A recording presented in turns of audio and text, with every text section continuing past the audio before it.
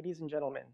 I would like to welcome everyone to the opening ceremony of the ASEAN-Korea Trade and Investment Roundtable 2022 Live, co-organized by the ASEAN-Korea Center, the Korea Institute for International Economic Policy, and Korea JoongAng Daily. My name is Yongbek. I am from the ASEAN-Korea Center, and it is my great pleasure to MC the second roundtable under the theme of RCEP and the business prospects between ASEAN and Korea. We express our sincere appreciation to excellencies, presenters, panelists, and all the online participants from ASEAN and Korea. For the offline participants here with us today, please note that channel 1 of your receiver is Korean, while channel 2 is English. Now, let us begin by inviting His Excellency Kim Hae-yong, Secretary General of the ASEAN-Korea Center, for the opening remarks. Please welcome him with a big round of applause.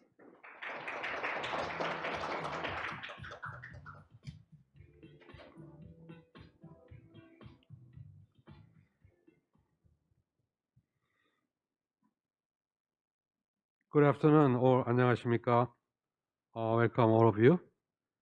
Her Excellency, Pengenal Hajanduria, Ambassador of Brunei Darussalam and Chair of ASEAN Committee in Seoul, Mr. Jung Cheol-gun, CEO of Korea JoongAng Daily, distinguished guests and speakers from ASEAN and Korea, ladies and gentlemen, and online viewers.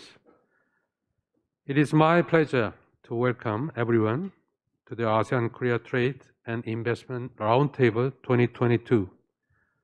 I extend my warmest appreciation to our co-organizers, Korea Institute for International Economic Policy and Korea JoongAng Daily, as well as our cooperating organization, ASEAN Secretariat, for your continued dedication and unwavering support to the ASEAN-Korea Center.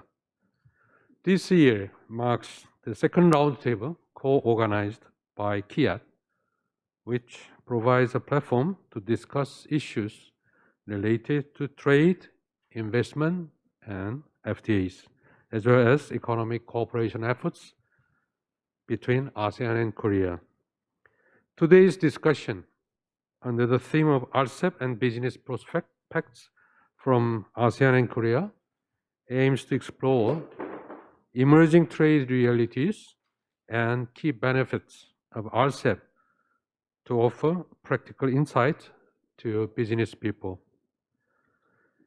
Distinguished guests, the recent outlook of the world economy can be summed up with the pandemic and fourth industrial revolution.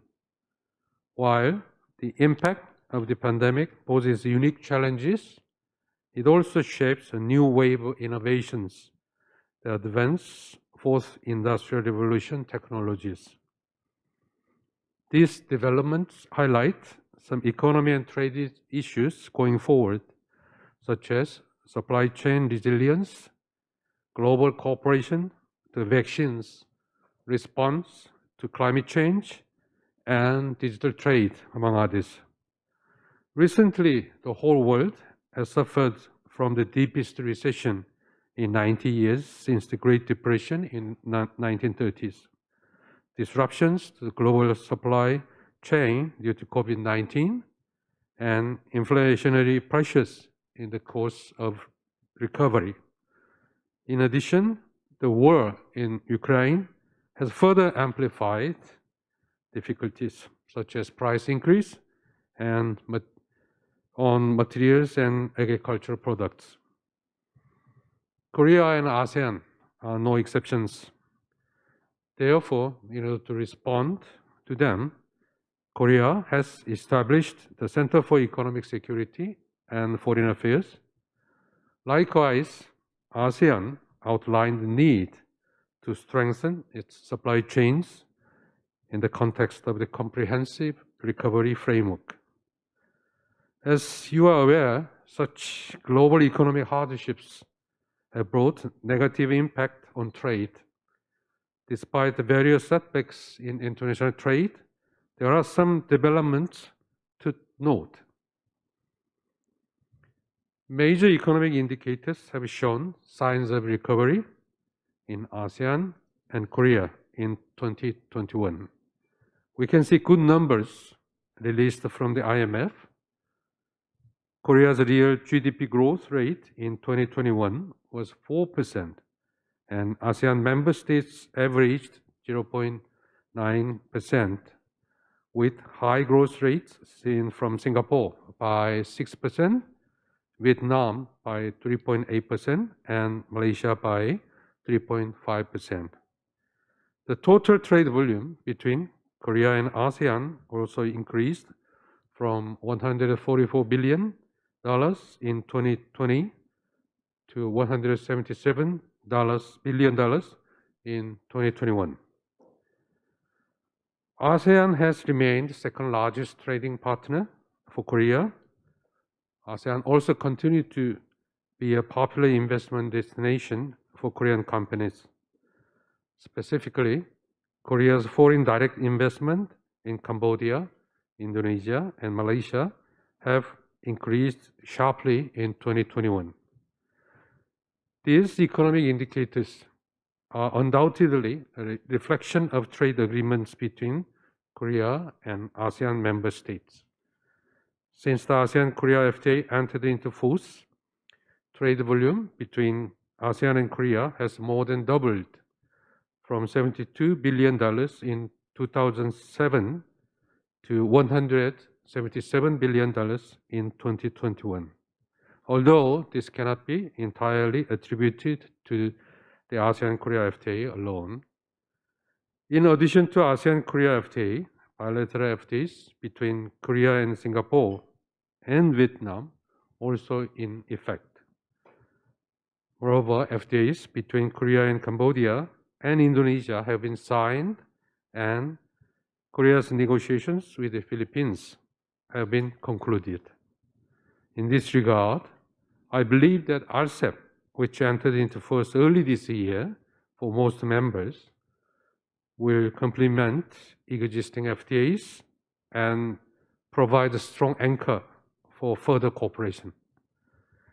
In particular, streamlined rules of origin and improved customs procedures are expected to provide immediate benefits for business people. Being said, I hope that Roundtable today will bring a fruitful outcome, exploring mutually beneficial cooperation between ASEAN and Korea. I also hope that business people can effectively utilize the information shared today in pursuing many business opportunities. I thank you very much. 감사합니다.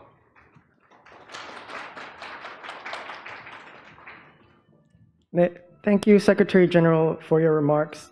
Next, please welcome Mr. Chung Cheol-gun, CEO of Korea JoongAng Daily, for his opening remarks. Please welcome him with a big round of applause.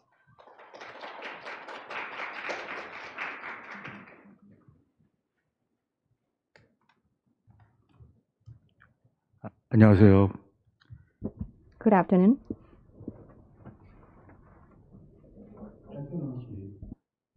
Distinguished guests, ladies and gentlemen, I convey my heartfelt congratulations to the members of the ASEAN-Korea Center, Korea Institute for International Economic Policy, and the ASEAN Secretariat for organizing the ASEAN-Korea Trade and Investment Roundtable today.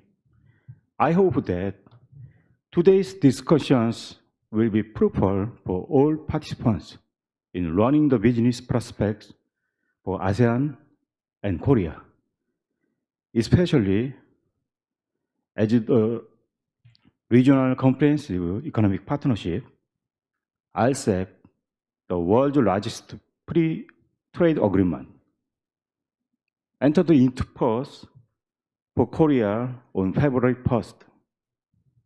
The Korea-ASEAN partnership, a regional partnership of middle powers, has become more important today. As we witness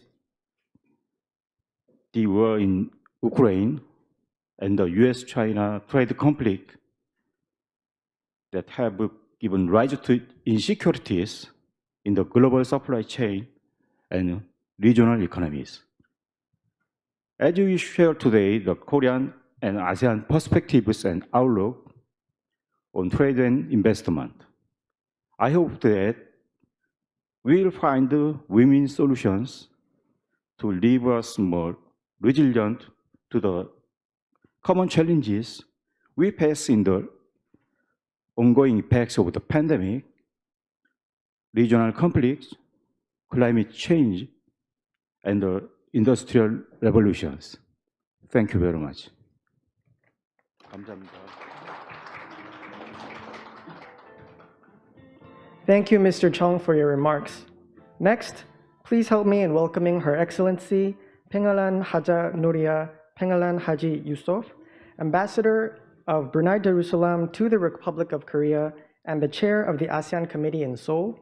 For her congratulatory remarks, please give her a big hand.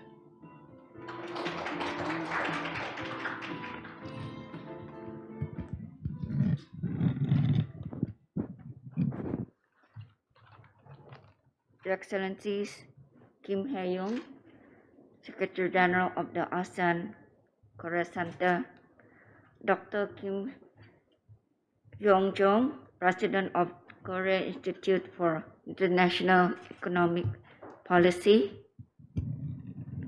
Mr. Chu Jul-gun, CEO of Korea Chungang Daily, distinguished speakers, moderators, ladies and gentlemen. A very good afternoon to you all. On behalf of the ASEAN Committee in Seoul, I would like to express my warmest appreciation to the ASEAN-Korea Center, the Korea Institute for International Economic Policy, and Korea Chungang Daily for organizing this roundtable today. Excellencies, ladies and gentlemen, since 1989, ASEAN and the ROK has been steadfast partners in promoting peace and stability in the region, culminating in the momentous occasion of the ASEAN-ROK Summit to commemorate the 30th anniversary of dialogue relation in 2019. Today, the ROK stands as one of ASEAN's most important economic partners, representing ASEAN's fourth largest trade partner and our fifth largest source of FDI in 2020. Furthermore, ASEAN has greatly benefited from the ROK's vast experience and expertise in strengthening the capacity of our startups and SMEs, which are the backbones of ASEAN economies.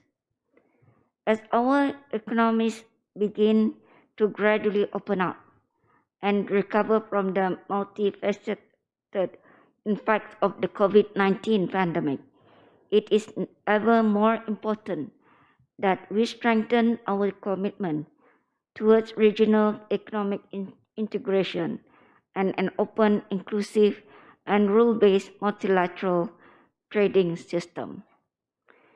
In this regard, it is timely that the Regional Comprehensive Economic Partnership (RCEP) agreement has entered into force on 1st January 2022 for 10 signatory states, including 6 ASEAN members, and on the 1st February 2022 for the ROK, nearly a decade since the first round of RCEP negotiation began in 2013 in Brunei Darussalam.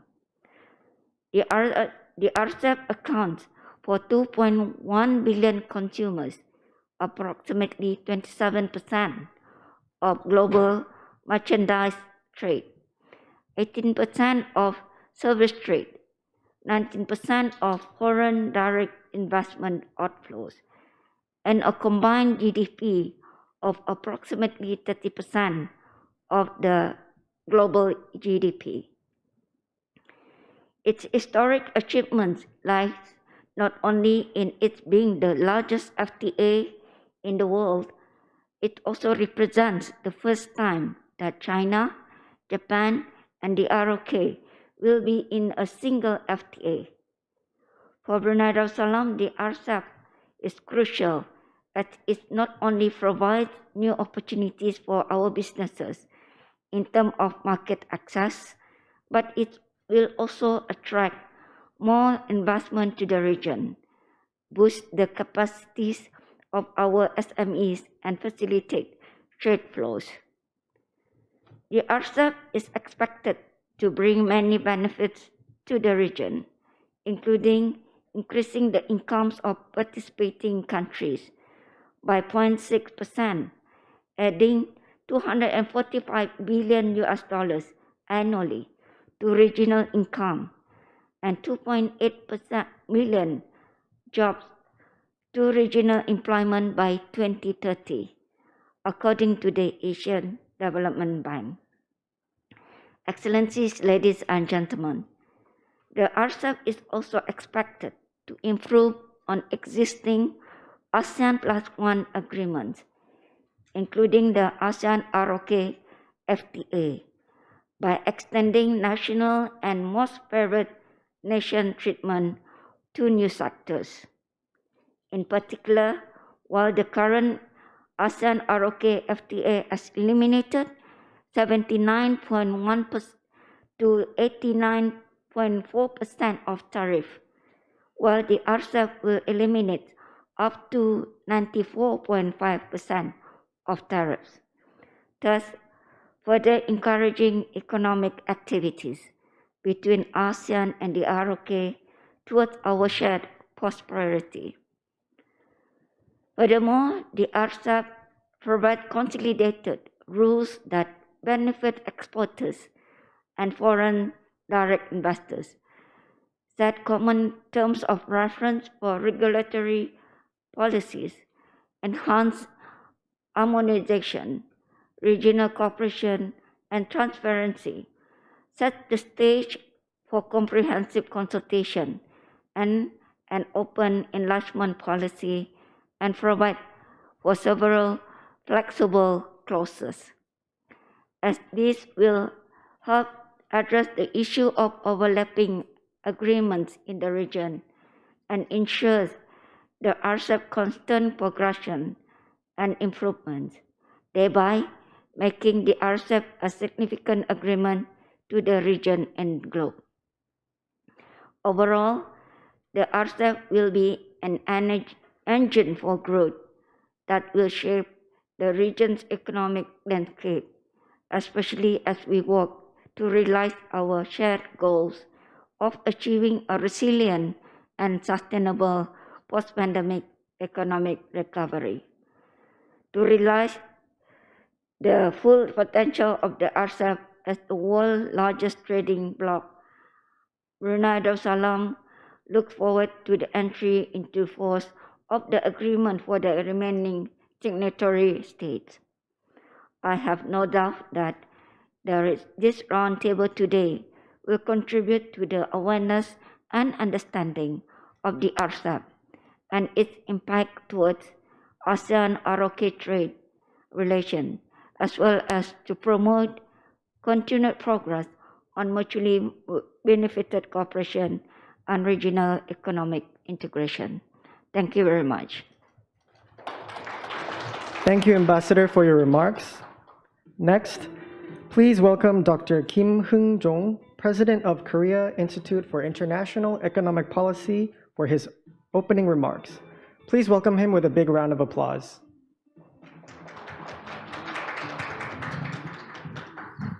네, 안녕하십니까, 여러분.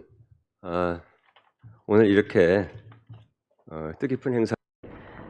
Good afternoon, ladies and gentlemen. Thank you very much for coming to this roundtable. I am President of the Korea Institute for International Economic Policy.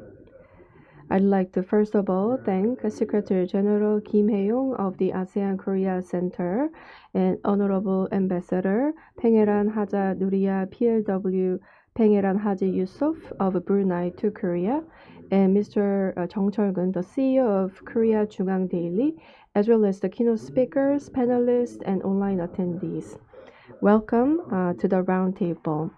So this is the second roundtable that we are hosting together with the ASEAN-Korea Center. So since the establishment of dialogue partner relations in 1989, Korea and ASEAN have continued to expand cooperative relations in a wide range of fields for many years.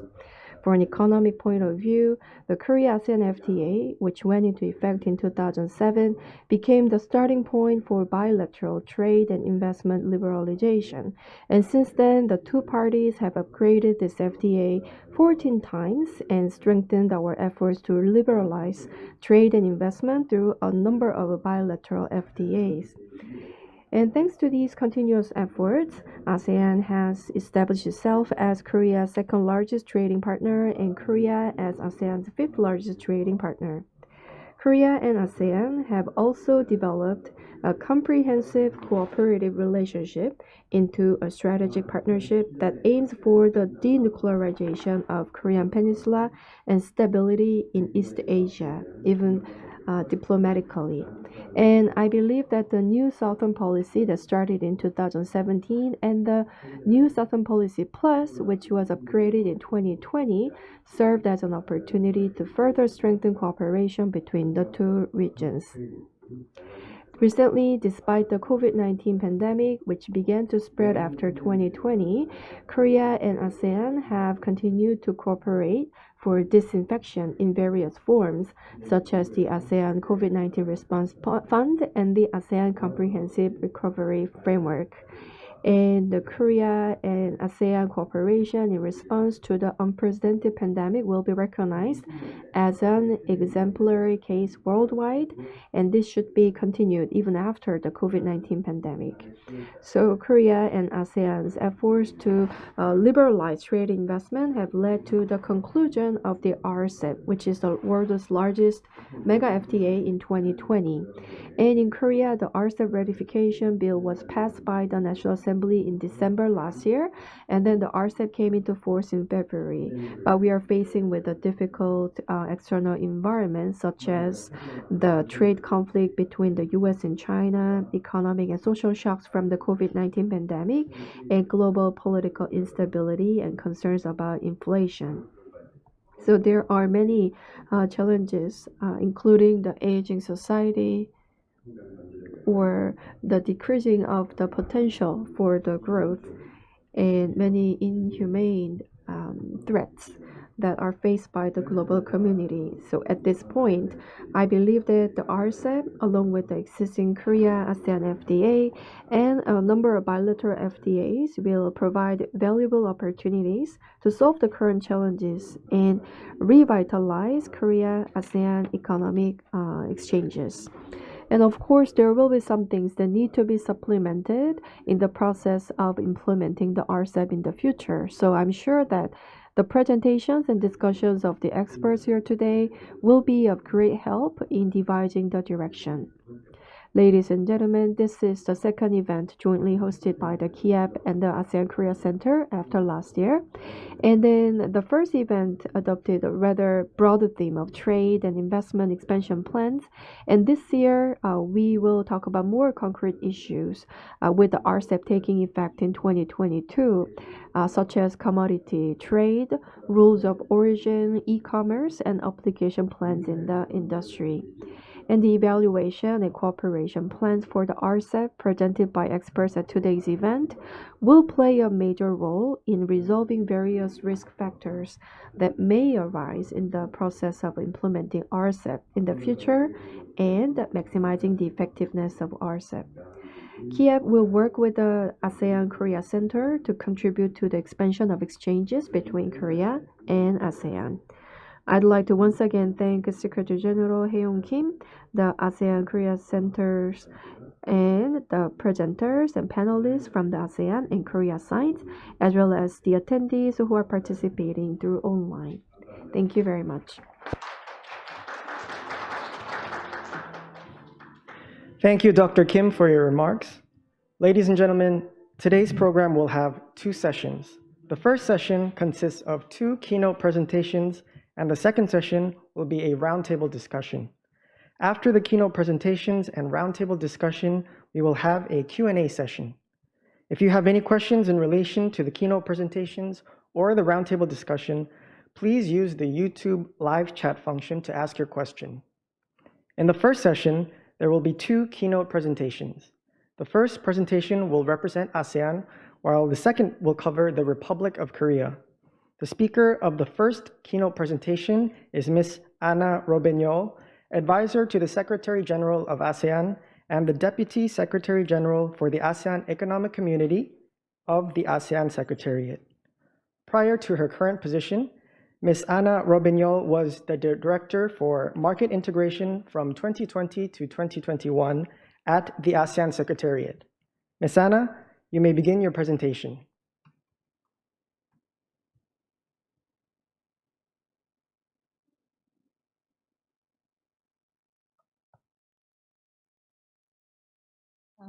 Thank you very much.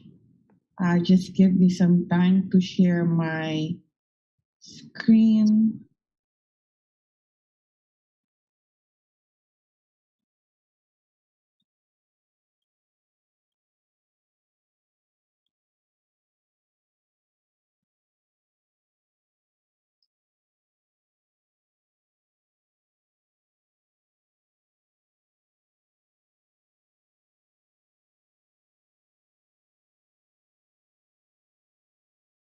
Sorry, I'm having problems sharing this.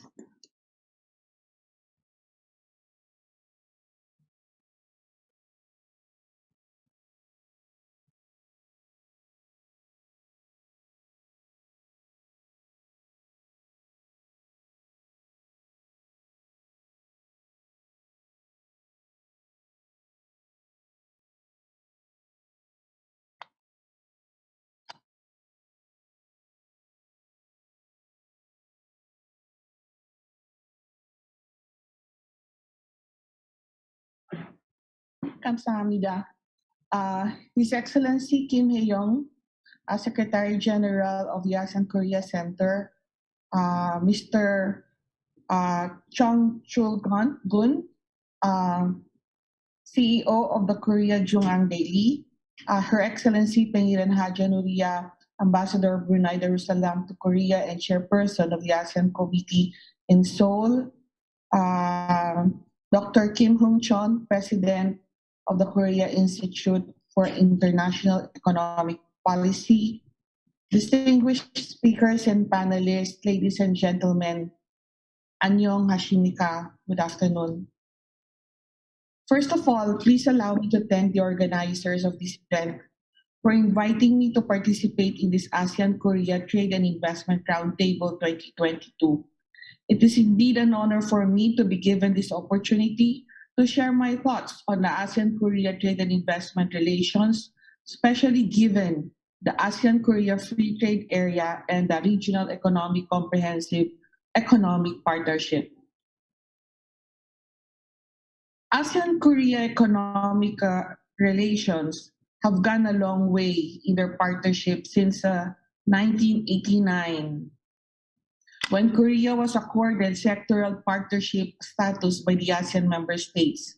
This only underscores the importance of the ASEAN-Korea Dialogue Partnership that encompasses the areas of political, socio-cultural, and economic cooperation. By the time that ASEAN and Korea commemorated their 30th anniversary as dialogue partners in 2019, they have already accomplished the following milestones. One is accession of Korea to the ASEAN Treaty of Amity and Cooperation, where Korea manifested its adherence to certain fundamental principles aimed at promoting peace, amity, and cooperation in the region. Second is the signing of the ASEAN-Korea agreements on trade in goods, trade in services, and investment that served as the foundation for the establishment of the ASEAN Free Trade Area. Third is the establishment of the mission of Korea to ASEAN. And the fourth one is the adoption of Korea's new Southern policy that further amplified Korea's commitment for a stronger and more resilient ASEAN-Korea partnership. It is worth mentioning that Korea is ASEAN's seventh dialogue partner, and the sixth country outside Southeast Asia that acceded to the pact. Integration into the global economy is one of the pillars in ASEAN's economic community building process, being highly dependent on its major trading partners for trade and investment, and with a growing competition from economies outside the region. ASEAN is compelled to enhance its level of competitiveness, to expand its market potential, and secure its position in the domestic markets of its major trading partners. When the AKFTA negotiations were launched in 2005, ASEAN-Korea bilateral trade stood at 47.9 billion US dollars. When the AK Trade in Goods Agreement entered into force in 2007, bilateral trade has already grown by almost 28%. And by the time that the AKFTA was virtually realized in 2010, ASEAN-Korea bilateral trade has already reached 98.6 billion US dollars, or more than double from the 2005 level. Bilateral trade between the two regions in 2020 reached 152 billion. It is interesting to note that that more than 50% of ASEAN exports to and imports from Korea comprise electrical machinery and equipment, nuclear reactors, and mineral fuels. This is an indication of how the ASEAN and Korean markets are actually integrated. Korean investment to ASEAN has also steadily grown over the last 10 years, from 1.8 billion US dollars in 2011 to 6.8 billion US dollars, according to statistics from the ASEAN Secretariat. Like ASEAN's other earlier free trade agreements, negotiations were undertaken sequentially, meaning following the signing of a framework agreement, the enabling agreements on goods, services, and investment were negotiated one after the other. A dispute settlement mechanism agreement was also negotiated as a separate agreement, and elements that could be found in more modern agreements were, if at all, included as part of economic cooperation. The ASEAN-Korea Free Trade Area is ASEAN's second FTA next to China. But while it is only the second, the FTA, the AKFTA, through the ASEAN-Korea Trade in Goods Agreement, is unique or stands out in a number of ways. One, it is the only ASEAN FTA where the FTA partner, in this case Korea, completed its tariff elimination commitment ahead of the ASEAN member states. Second, it is the first FTA that introduced the concept of product-specific rules of origin. Prior to this, no ASEAN FTA has PSRs, not even the ASEAN Free Trade Area. Third, it is the only ASEAN Plus One FTA that provides for treatment of certain goods, where originating status could be given to goods even if production process or certain operations have been undertaken in an area outside South Korea or an ASEAN member state. Korea is currently ASEAN's sixth largest trading partner and source of foreign direct investment. In addition, prior to the COVID-19 global pandemic, 2.7 million ASEAN nationals have visited Korea in 2019. And thanks perhaps to the Korean dramas, Korea can be strongly felt in the region, at least in my country of origin, the Philippines, or even here in Indonesia, where you can see a lot of Korean restaurants offering eat all you can samgyeopsal, mini marts selling Korean products, and specialty shops selling Korean cosmetics and beauty brands. When we first started negotiating the AKFTA in the early 2000s, particularly in the negotiations for the rules of origin, gochujang and laver were unheard of. The Korean chief negotiator even had to bring these items in the negotiations for us to understand what he was talking about. Now, these products of Korean origin, including soju, ramyeon, and many more, have easily become accessible to the people in the region. Lotte Mart, Samsung, Hyundai also have very strong presence in most, if not all, ASEAN member states. South Korea is not just close to the ASEAN region. Korea is in the region. ASEAN was growing at an average of 4.8% from 2010 to 2019, just prior to the onslaught of the COVID-19 global pandemic, and was one of the fastest growing regions in the world. While this could be attributed to ASEAN's community building efforts, it cannot be denied that the close links that ASEAN has established through its bilateral FTAs with key trading partners have also made this possible. ASEAN member states were in the midst of implementing the ASEAN Plus One FTAs when negotiations for RCEP agreement was launched almost 10 years ago. After 8 long years of intensive negotiations, the RCEP entered into force on 1 January 2022 and is now in force in 7 ASEAN member states: Brunei, Cambodia, Laos, Malaysia, Singapore, Thailand, and Vietnam, and the 5 non-ASEAN signatory states to the agreement: Australia, China, Japan, Korea, and New Zealand. ASEAN takes pride in being able to lead and drive the RCEP process despite the challenges posed by negotiating a mega regional trade agreement among countries that have very divergent levels of development. But what exactly is RCEP?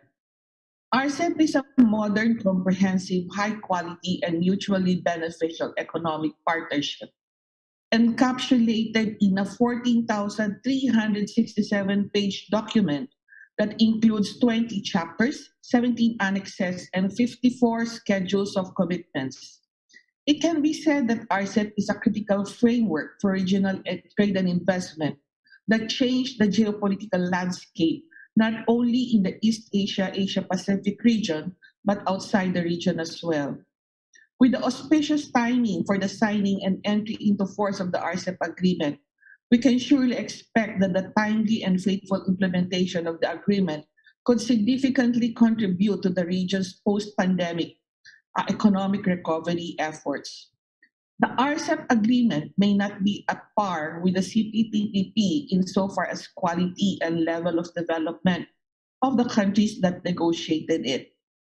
RCEP has what is more than necessary to create the world's biggest FTA, open up market and employment opportunities to businesses and the people in the region, facilitate the expansion of regional trade and investment, contribute to a rules-based multilateral trading system, and perhaps more importantly, contribute to the region's post-pandemic recovery efforts.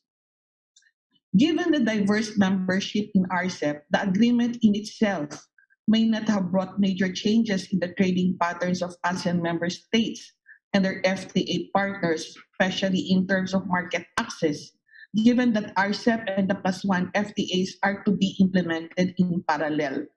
What may be important, though, is that businesses are given that opportunity to choose which FTA would they benefit the most. Value chains and production networks in ASEAN are mostly from production hubs set up by ASEAN's major trading partners in the earlier days to take advantage of the opportunities arising from ASEAN's economic integration efforts. They are most likely to gain the most from RCEP. The provisions in the RCEP agreement can be classified into 3 broad categories. First is market access, which generally covers the chapters on trade in goods, trade in services, including its annexes on financial services, telecommunication services, and professional services. Then the chapters of temporary movement of natural person and investment.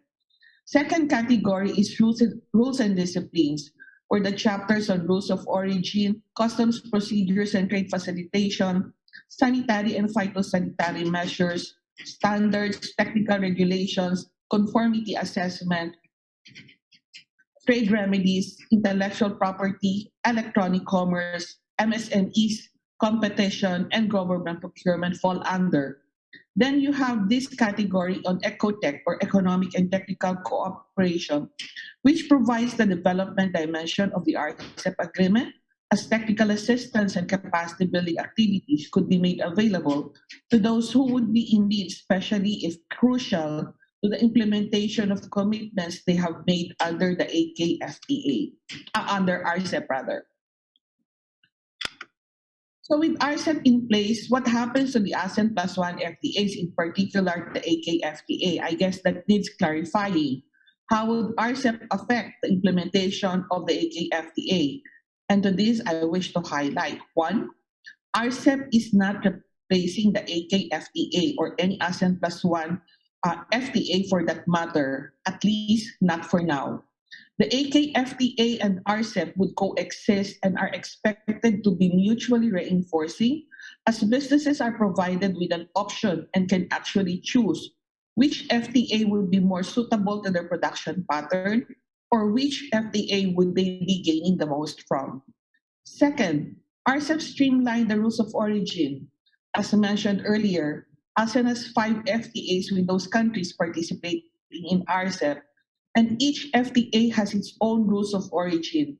RCEP not only consolidated these rules, but effectively also made them more liberal to ensure that economic operators in the region are able to take advantage of the opportunities made available to them. Third is that RCEP changed the character of the ASEAN Plus One FTAs. The AKFTA, just like ASEAN's other FTAs, could very well be considered as trade-light, meaning they only focus on goods, services, and investment, sequentially negotiated some more. In RCEP, elements that were not previously in ASEAN's earlier FTA, such as intellectual property, electronic commerce, competition, among others, have been incorporated. So technically, while the original intention was only to consolidate ASEAN's FTAs, RCEP actually went beyond that. ASEAN and Korea are as partners for growth and development have been made stronger by the AKFTA. RCEP deepened and broadened that partnership, while market access outcomes, such as those committed for trade liberalization, may not be as significant as those already in the AKFTA. RCEP ended up not just integrating ASEAN with Korea or Japan or China. The de facto FTA among China, Japan, and Korea created by RCEP not only catalyzed economic integration in Northeast Asia, but also created the momentum for Southeast Asia and Northeast Asia integration, and this bodes well for supply chains and production networks in the entire East Asian region. If implemented smoothly, RCEP and the AKFTA should be able to mutually reinforce each other to not only enhance bilateral trade between ASEAN and Korea, but with the rest of the countries in the region. For the purpose of today's discussion on RCEP vis-a-vis the AKFTA, allow me to focus only on trade in goods. As I mentioned earlier, when AKFTA was virtually realized in 2010, tariffs on at least 92% of products traded between ASEAN and Korea have been eliminated. In RCEP, at least 65% of all tariff lines have been committed for elimination upon the entry into force of the agreement by most signatory countries, including ASEAN member states and Korea, with a view to achieving duty-free tariffs on at least 92% of all goods by the time they fully implement their tariff obligations. RCEP also streamlined rules of origin requirements and operational certification procedures in the ASEAN Plus One FTAs, including the AKFTA, to achieve a single set of rules and procedures for exporters to be able to enjoy the benefits of the FTA. On trade facilitation, both RCEP and the AKFTA provide for advanced ruling based on tariff classification, rules of origin, and customs evaluation.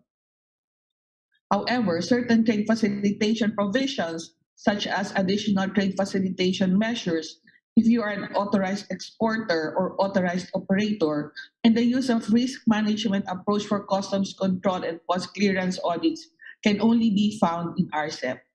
The chapter on electronic commerce, which the AKFTA does not have, also has a section on trade facilitation, which provides for certain obligations on paperless trading, as well as electronic authentication and electronic signature. So moving forward, clearly RCEP adds value to the AKFTA. Notwithstanding, ASEAN and Korea should still continue to work towards upgrading the AKFTA, transform this into a modern, more comprehensive, forward-looking, and future-proof AKFTA to ensure that it remains relevant even amidst regional and global challenges. A major challenge, especially for the ASEAN member states, relates to how ASEAN could sustain the central role it played in both the AKFTA and RCEP negotiations. ASEAN would need a stronger demonstration of ASEAN centrality if it wants to remain the central driving force in the emerging regional architecture and for it to be a significant contributor to a more sustainable and inclusive growth and development in the region. RCEP and the AKFTA should continue to be complementary building blocks towards the next phase of regional integration, whatever form that may be. Both FTAs share a common vision for a closely integrated regional economy that is inclusive, sustainable, and relevant. This can only be achieved if markets are kept open and cross-border trade is facilitated by rules that are predictable and stable.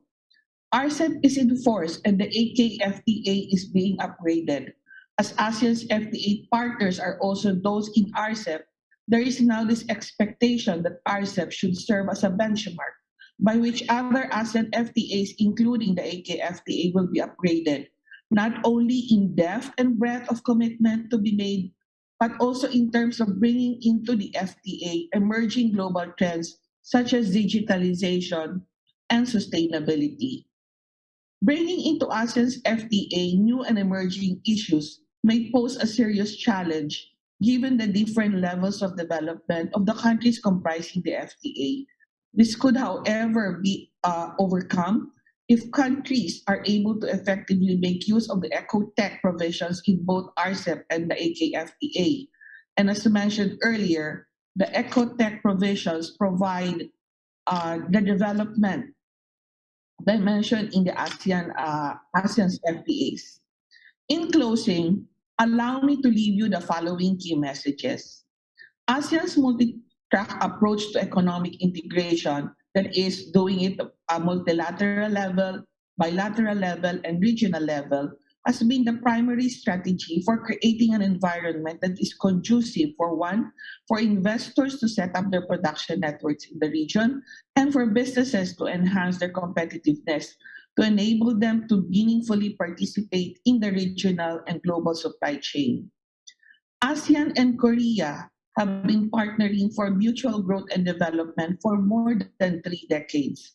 And as regional and global economic landscape evolve in a rather dynamic fashion, ASEAN would continue to rely on its partnership with Korea in driving an emerging regional architecture anchored on the AKFTA and RCEP to ensure that the East Asia-Pacific region remains to be stronger and more resilient engine of growth for the global economy. Micro, small, and medium enterprises should be at the core of the region's post-pandemic economic recovery efforts. Towards this end, ASEAN and Korea should capitalize on economic and technical cooperation in the AKFTA and RCEP to advance digitalization, innovation, the development of sustainable startup ecosystem, among others, to promote investments, create jobs, and invigorate commercial activities, especially for MSMEs post-COVID-19. With that, let me end my presentation. Kamsahamnida for your kind attention. I look forward to hearing from the other speakers and would be ready to respond to any questions that you may have later. Thank you very much.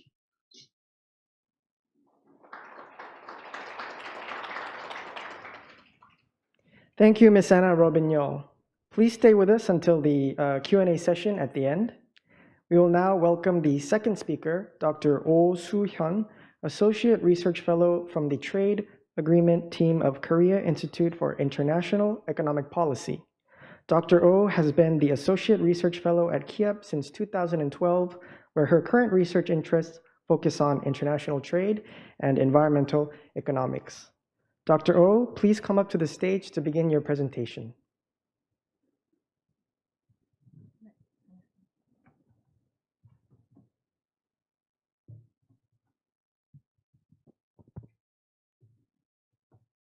네, 안녕하십니까. Good afternoon, ladies and gentlemen.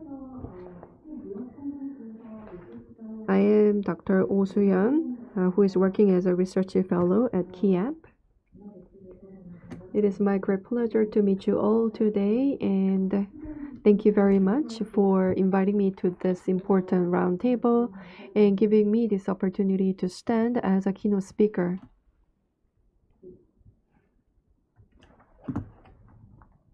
Please wait a moment.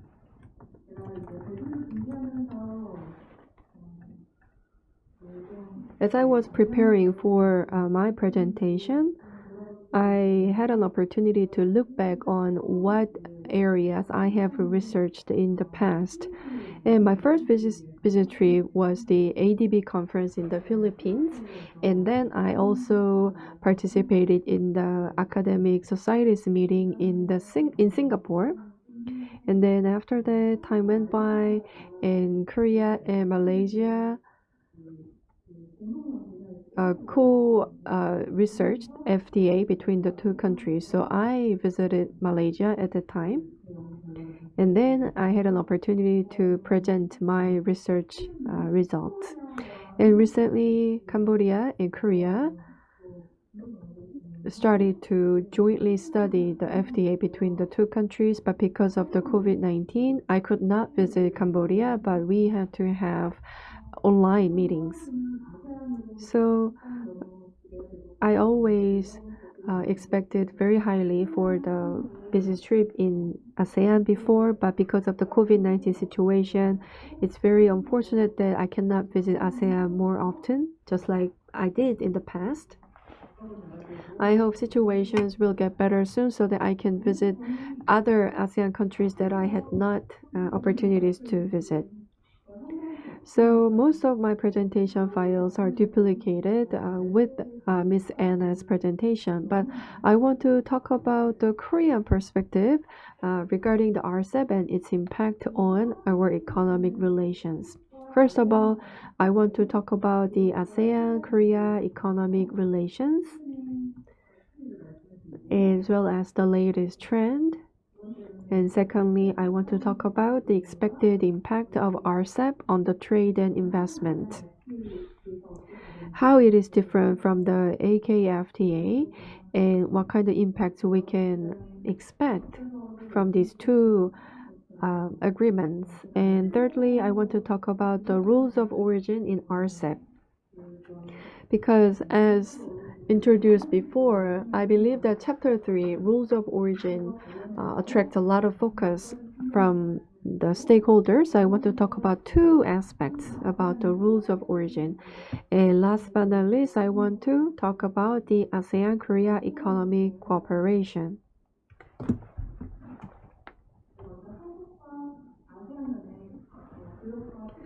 So first of all, let me talk about the ASEAN-Korea economic relations. The graph that you are seeing right now shows Korea's annual trade with ASEAN. The blue line represents the import and export between Korea and ASEAN. And then the orange line represents Korea's export to ASEAN. So you see the difference between the two lines. And then the difference is the import from ASEAN to Korea. Excluding 2016 and 18, you can see that we have recorded upward trends. And in 2019 and 20, because of the COVID-19, two lines decreased a little bit, but in 2021, we recorded the highest level in the past about a decade.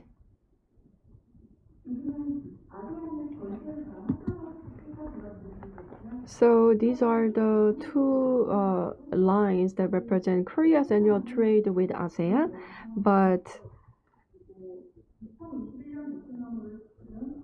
you can see that Vietnam's export, we recorded the highest number. I don't know if you can see, but you can see the export and imported items.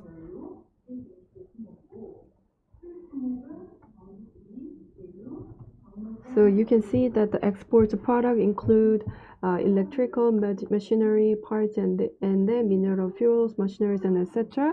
And imported products include also the electrical machinery and mineral fuels and etc. And we are seeing closer cooperation between Korea and ASEAN since our recent discussion. So you can see that since the new Southern policy that was introduced in 2017, Korea's annual investment to ASEAN recorded $9.9 billion in 2019. It was it actually went up really high from 2018, as you can see from the graph. So you can see that mostly we focus on Vietnam or a few countries, but from 2019 we expanded our export to other export destinations like Singapore or Indonesia.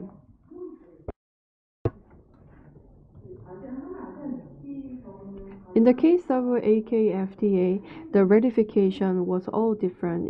In Korea, we ratified in 2017, and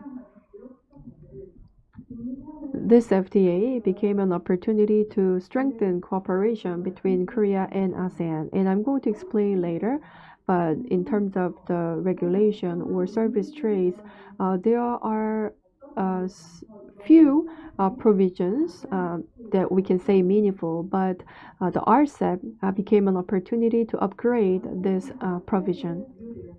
Now I want to talk about the main content of RCEP and its expected impact on the ASEAN-Korea economic relations. So it is already explained in the first keynote speech.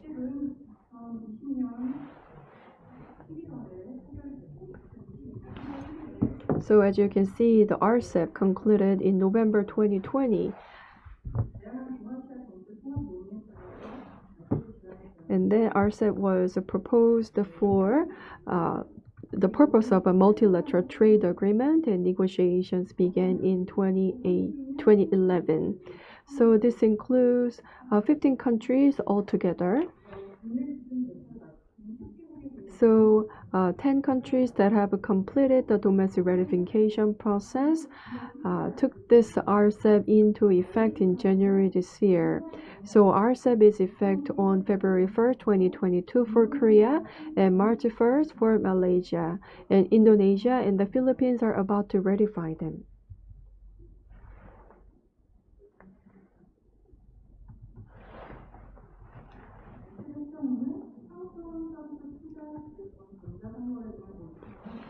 So RCEP agreement has 20 chapters and 17 annexes.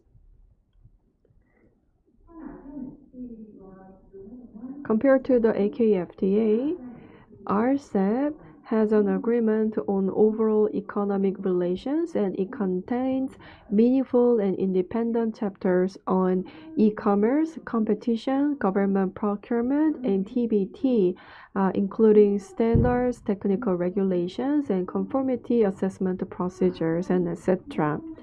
If you see the AKFTA, it consists of 5 chapters, including general rules, liberalization, economic cooperation, and final provisions. And then the cooperation chapter deals with customs procedures, trade and investment promotion, small and medium-sized enterprises, and intellectual property and SBS. But it is not well specifically explaining about these provisions. RCEP will supplement. So from now on, I'm going to talk about each chapter.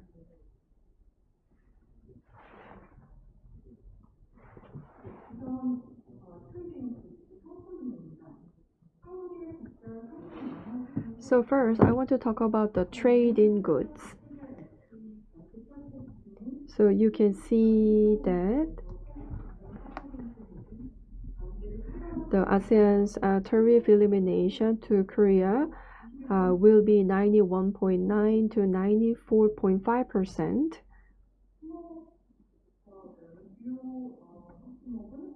And major products that are going to witness the elimination of tariffs will be automobile, auto parts, steel, petrochemicals, and the mechanical parts, textiles, and accessories. And in other direction, Korea's tariff elimination to ASEAN will be 94.6 to 96.6%. So the range is a little bit different among different countries.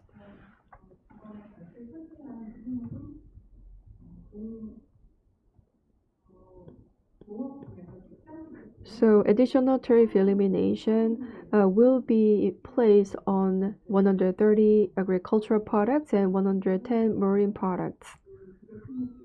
And you can see the detail at the end. That includes guava, mangosteen, durian, papaya, other fruits, eels, and crabs.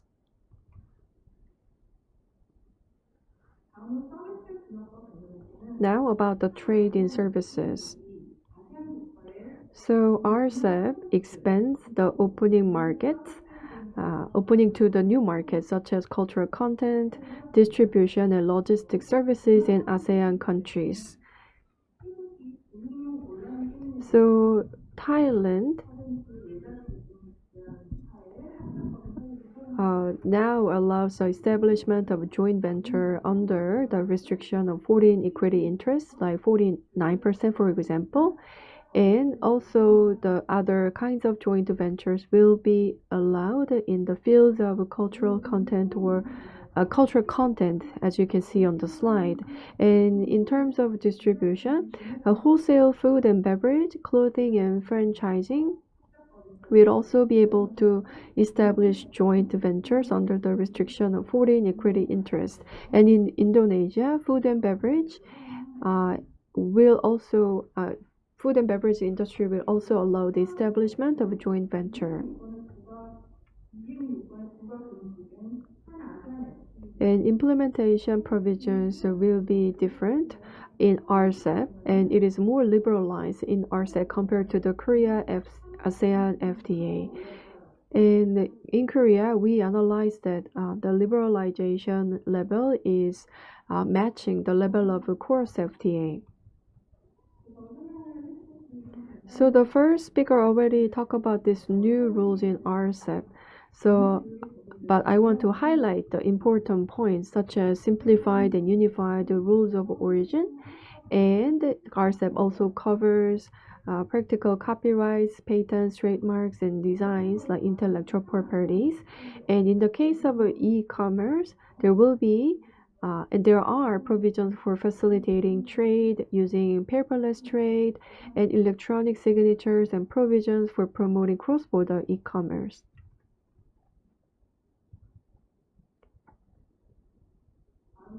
Now,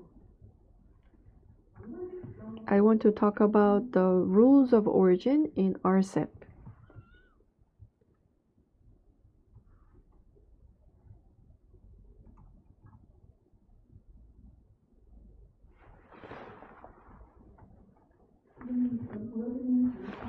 The data that I'm showing you is Korea's trade with ASEAN by processing stage.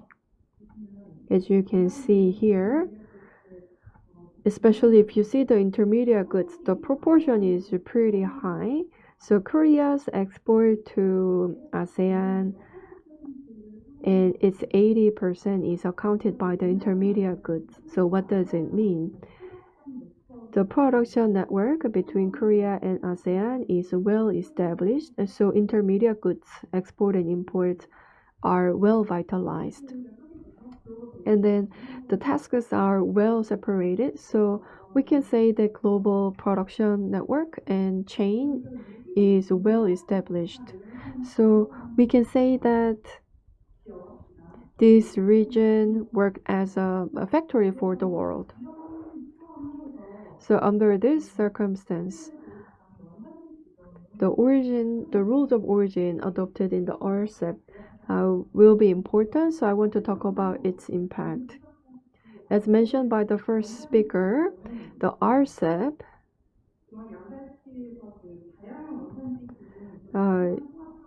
has integrated rules of origin, and then it has accumulation provision.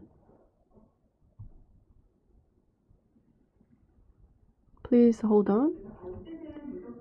So the accumulation provision is a little bit different from the CCPAP. So goods and materials that comply with the requirements of origin and are used as materials in the production of goods or materials in other parties shall be regarded as the country of origin, where the work or processing of the final goods or materials has occurred. So, within the RCEP region, the value chain will be further strengthened. So, when the competition between the US and China is getting fiercer, I believe that this is the direction that we need to push together. So we can utilize this accumulation provision really well to strengthen cooperative relations and economic cooperation between Korea and ASEAN. From another perspective, we can study the rules of origin once again. That is the FTA utilization rate. RCEP rules of origin ease the strictness and complexity of the ROO. So Korea has many bilateral FTAs, and per item and per country, there are some provisions that are beneficial to companies, like Korean companies. So in an attempt to do so, there were a lot of complexities when it comes to the rules of origin. And many SMEs also complained that the rules of origin is too complex in the past. But now RCEP has an integrated rules of origin, which is a lot more simplified.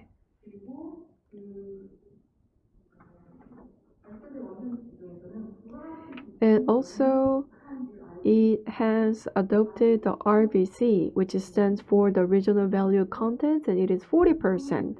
And it is lower than the existing FTA regulations.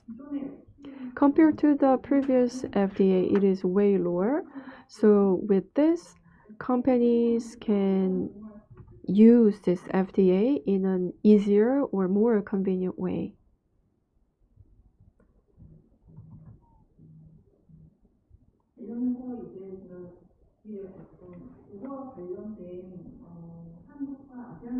This slide explains about the cooperation or possible cooperation between Korea and ASEAN.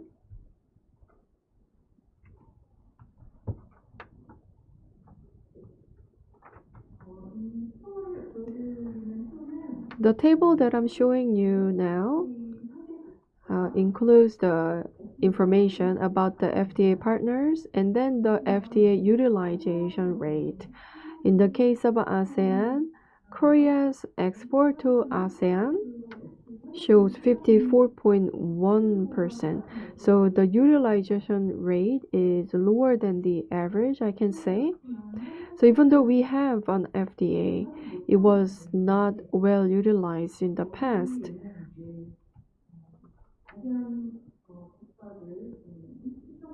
Because some of the ASEAN countries' customs capacity or FTA's like capacity to utilize FTA showed great differences even among the ASEAN countries. So from that sense, Korea tried to promote cooperation and wanted to take this as an opportunity to strengthen cooperation with ASEAN.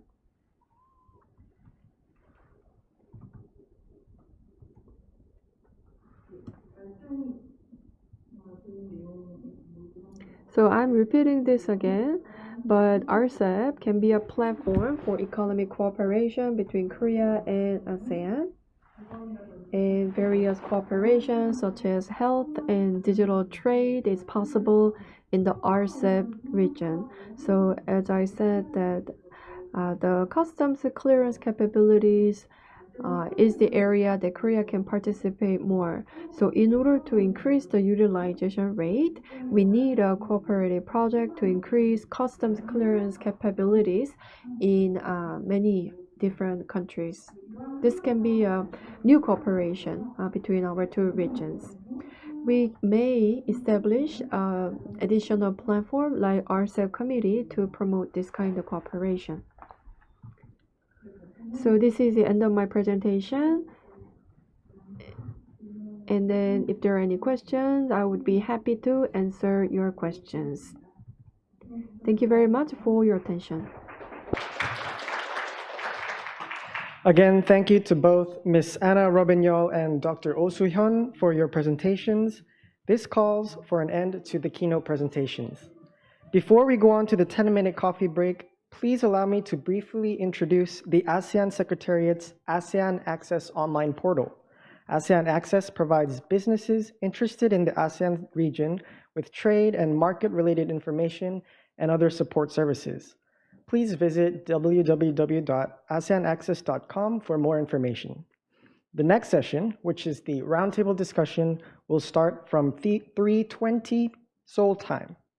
For our VIP attendees, speakers, panelists, we would like to invite everyone on stage for a short photo session during the 10-minute break.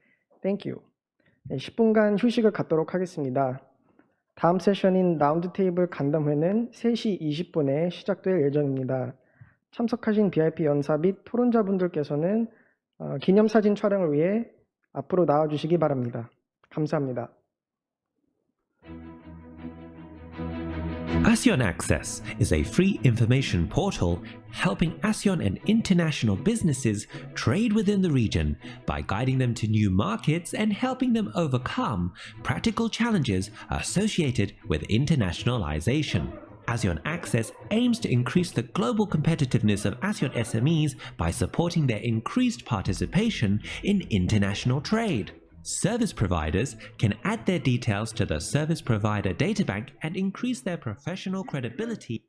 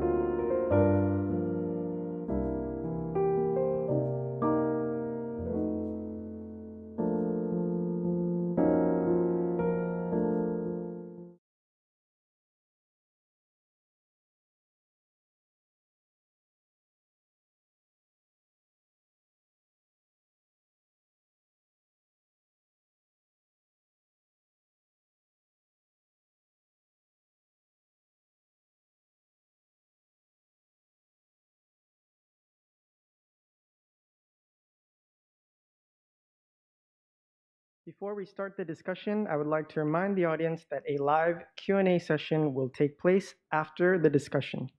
If there are any questions from the representatives of the ASEAN embassies that are present today, please feel free to provide the written question to one of our AKC staff. For our online viewers, please ask your question through the YouTube live chat. Ladies and gentlemen, welcome back for the roundtable discussion on RCEP and the business prospects between ASEAN and Korea.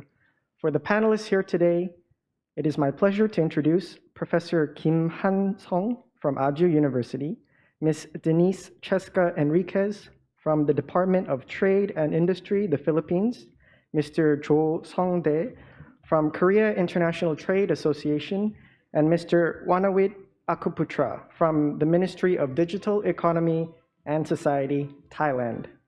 Lastly, Mr. Joshua Ngui, the head of Trade and Investment Unit of the ASEAN-Korea Center, will lead the roundtable discussion as the moderator.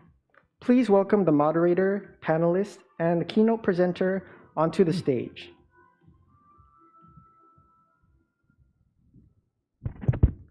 Thank you, Yongbak. Good afternoon, ladies and gentlemen, and welcome back to the 2022 ASEAN-Korea Trade and Investment Roundtable. Allow me to introduce myself. My name is Joshua Ngui, the head of the Trade and Investment Unit of ASEAN-Korea Center, and I will be the moderator for this roundtable discussion.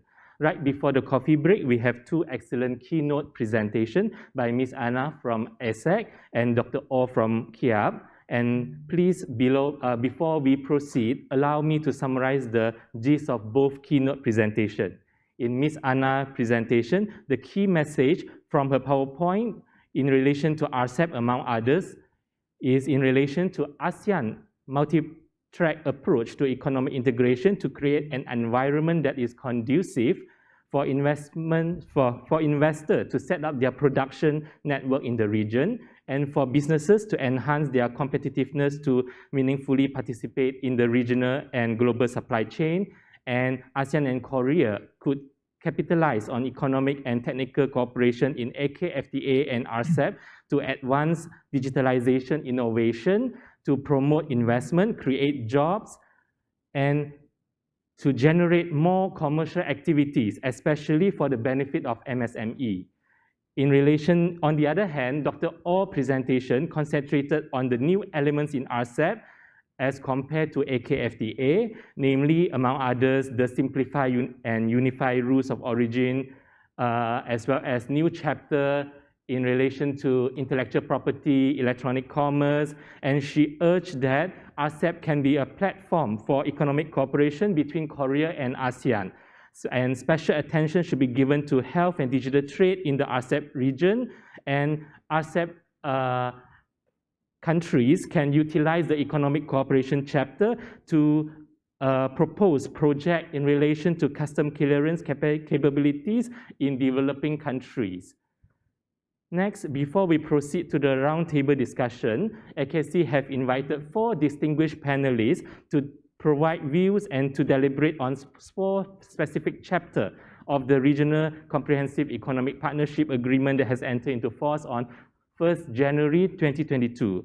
For today's session, we will be concentrating on the Trade in Goods chapter, the Rules of Origin chapter, the Custom Procedure and Trade Facilitation chapter, as well as the Electronic Commerce chapter. Allow me to introduce our distinguished panelists, ladies and gentlemen. First, we have Professor Kim Han-sung. Professor Kim is an associate professor at the Department of Economics, Aju University. Prior to his current position, he was the FTA team leader and a research fellow at KIAP. Professor? For today's roundtable discussion, Professor Kim will be sharing with us his views in relation to the Trade in Goods chapter of RCEP.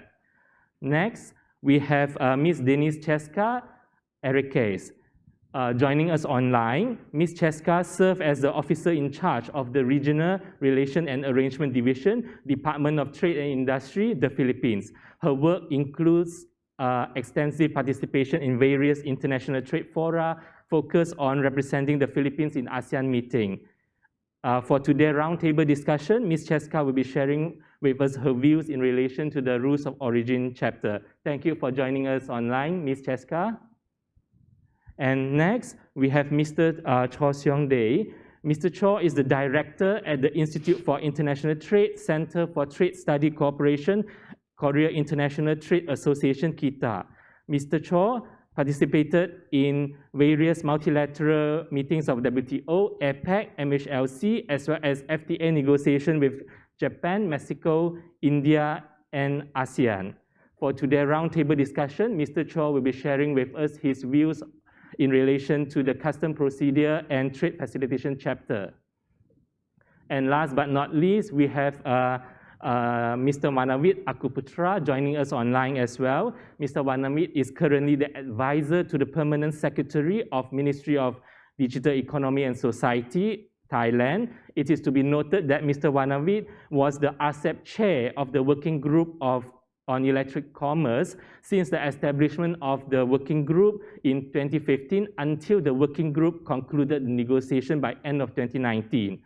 Of course, for today's roundtable discussion, it is our pleasure that Mr. Wanawit will be sharing with us his view in relation to the Electric Commerce chapter of RCEP. Thank you for joining us online, Mr. Wanawit.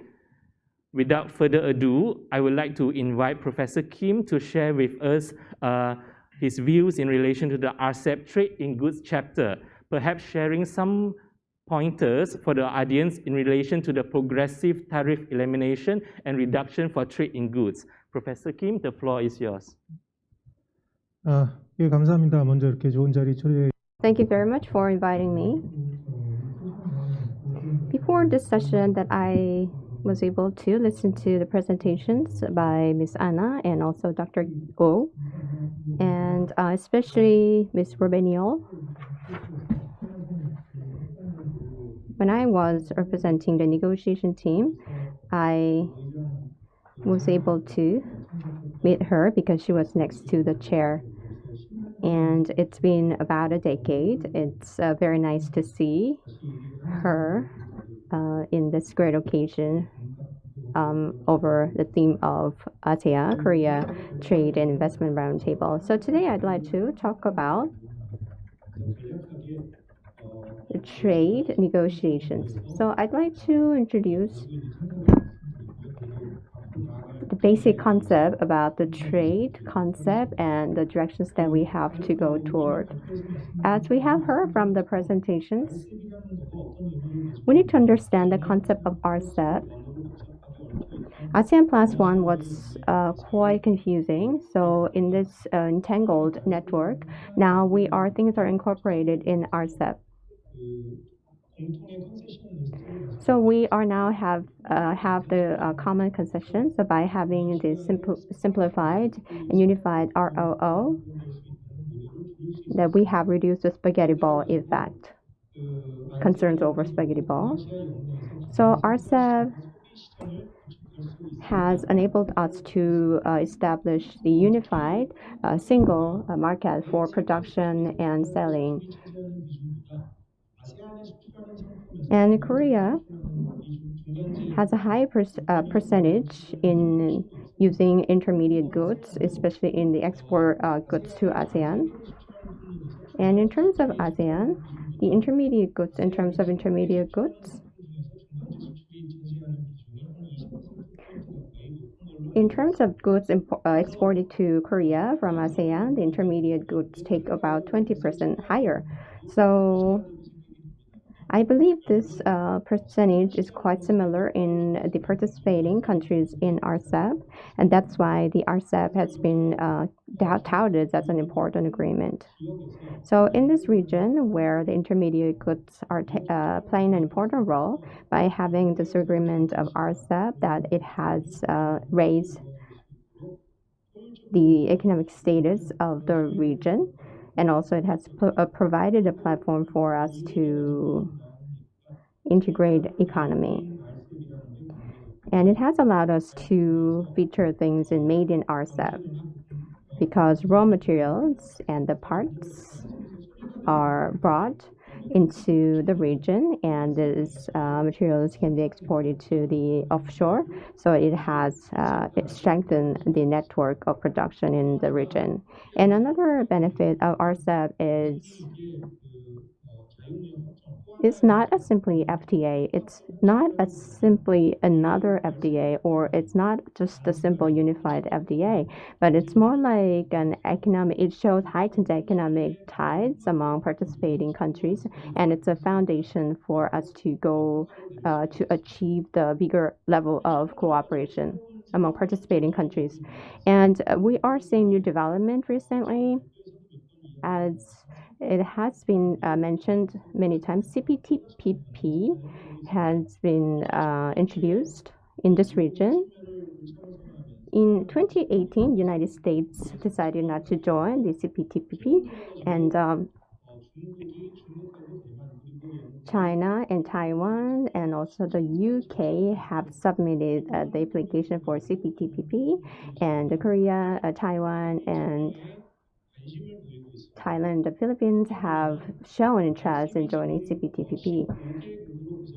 Then, currently the members of RCEP is 15, and 7 of them have joined CPTPP, and additionally, 5 more countries might join CPTPP because some of them have shown interest or some of them have submitted applications already. So among 15 countries of RCEP, 12 countries have done it or they have intention to join TPP. Then in this circumstance, in this big block of RCEP and also the rising CPTPP in representing Asia Pacific, and somewhat worry that they are competing each other. So then can we achieve these two in parallel? To that question, that I'd like to say that cautiously, maybe not. The reason is because Korea's first trade agreement is not Korea-Chile, because like everybody knows, actually the first one was NAFTA. It's commonly known as Bangkok Agreement. So that was AFTA was the first one. So in the agreement, Korea, China, Sri Lanka, and Bangladesh were included. Korea, India, and China were part of it. However, nobody knows about the agreement, and nobody is not interested in whether this agreement is taking effect. So there is hardly not a goods utilized by the agreement. So although that there is name, it's not utilized. It's because the liberalization level is low. And so not only AFTA, but also that there is another agreement made by developing countries with low level of liberalization. So GSTP, in terms of import, that GSTP is hardly used. So it means that GSTP is only exists for name, which means that GSTP or AFTA are not necessary because there are other emerging opportunities. So these old agreements are not used, although that they still exist. So we have to think about if RCEP has advantage over CPTPP. One of the limitations of RCEP is the low level of free trade liberalization. As Anna mentioned in her presentation, we have achieved more liberalization, which goes beyond the Korea FTA plus 1. So it has achieved a 92 to 93.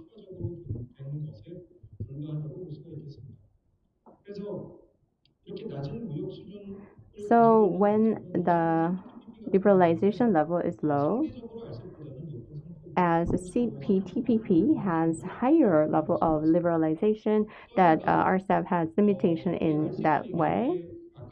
And when we talk about RCEP, it has great impact at single origin. And another panelist is going to talk about origin, roles.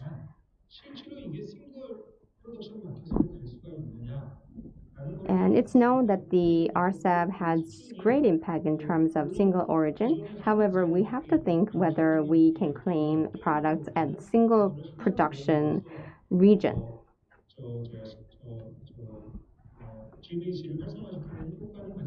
Although it has great impact on GVC utilization, however, in terms of accumulation, it is basically bilateral agreement. But CPTPP is going one level, so it's full accumulation. So this two agreement has two different methods, although the methods look different. However, from the perspectives of the businesses, depending on the items, the two systems might give two different results to businesses. So if you see the agreement, if you see the RCEP agreement, the accumulation will be reconsidered in 5 years after the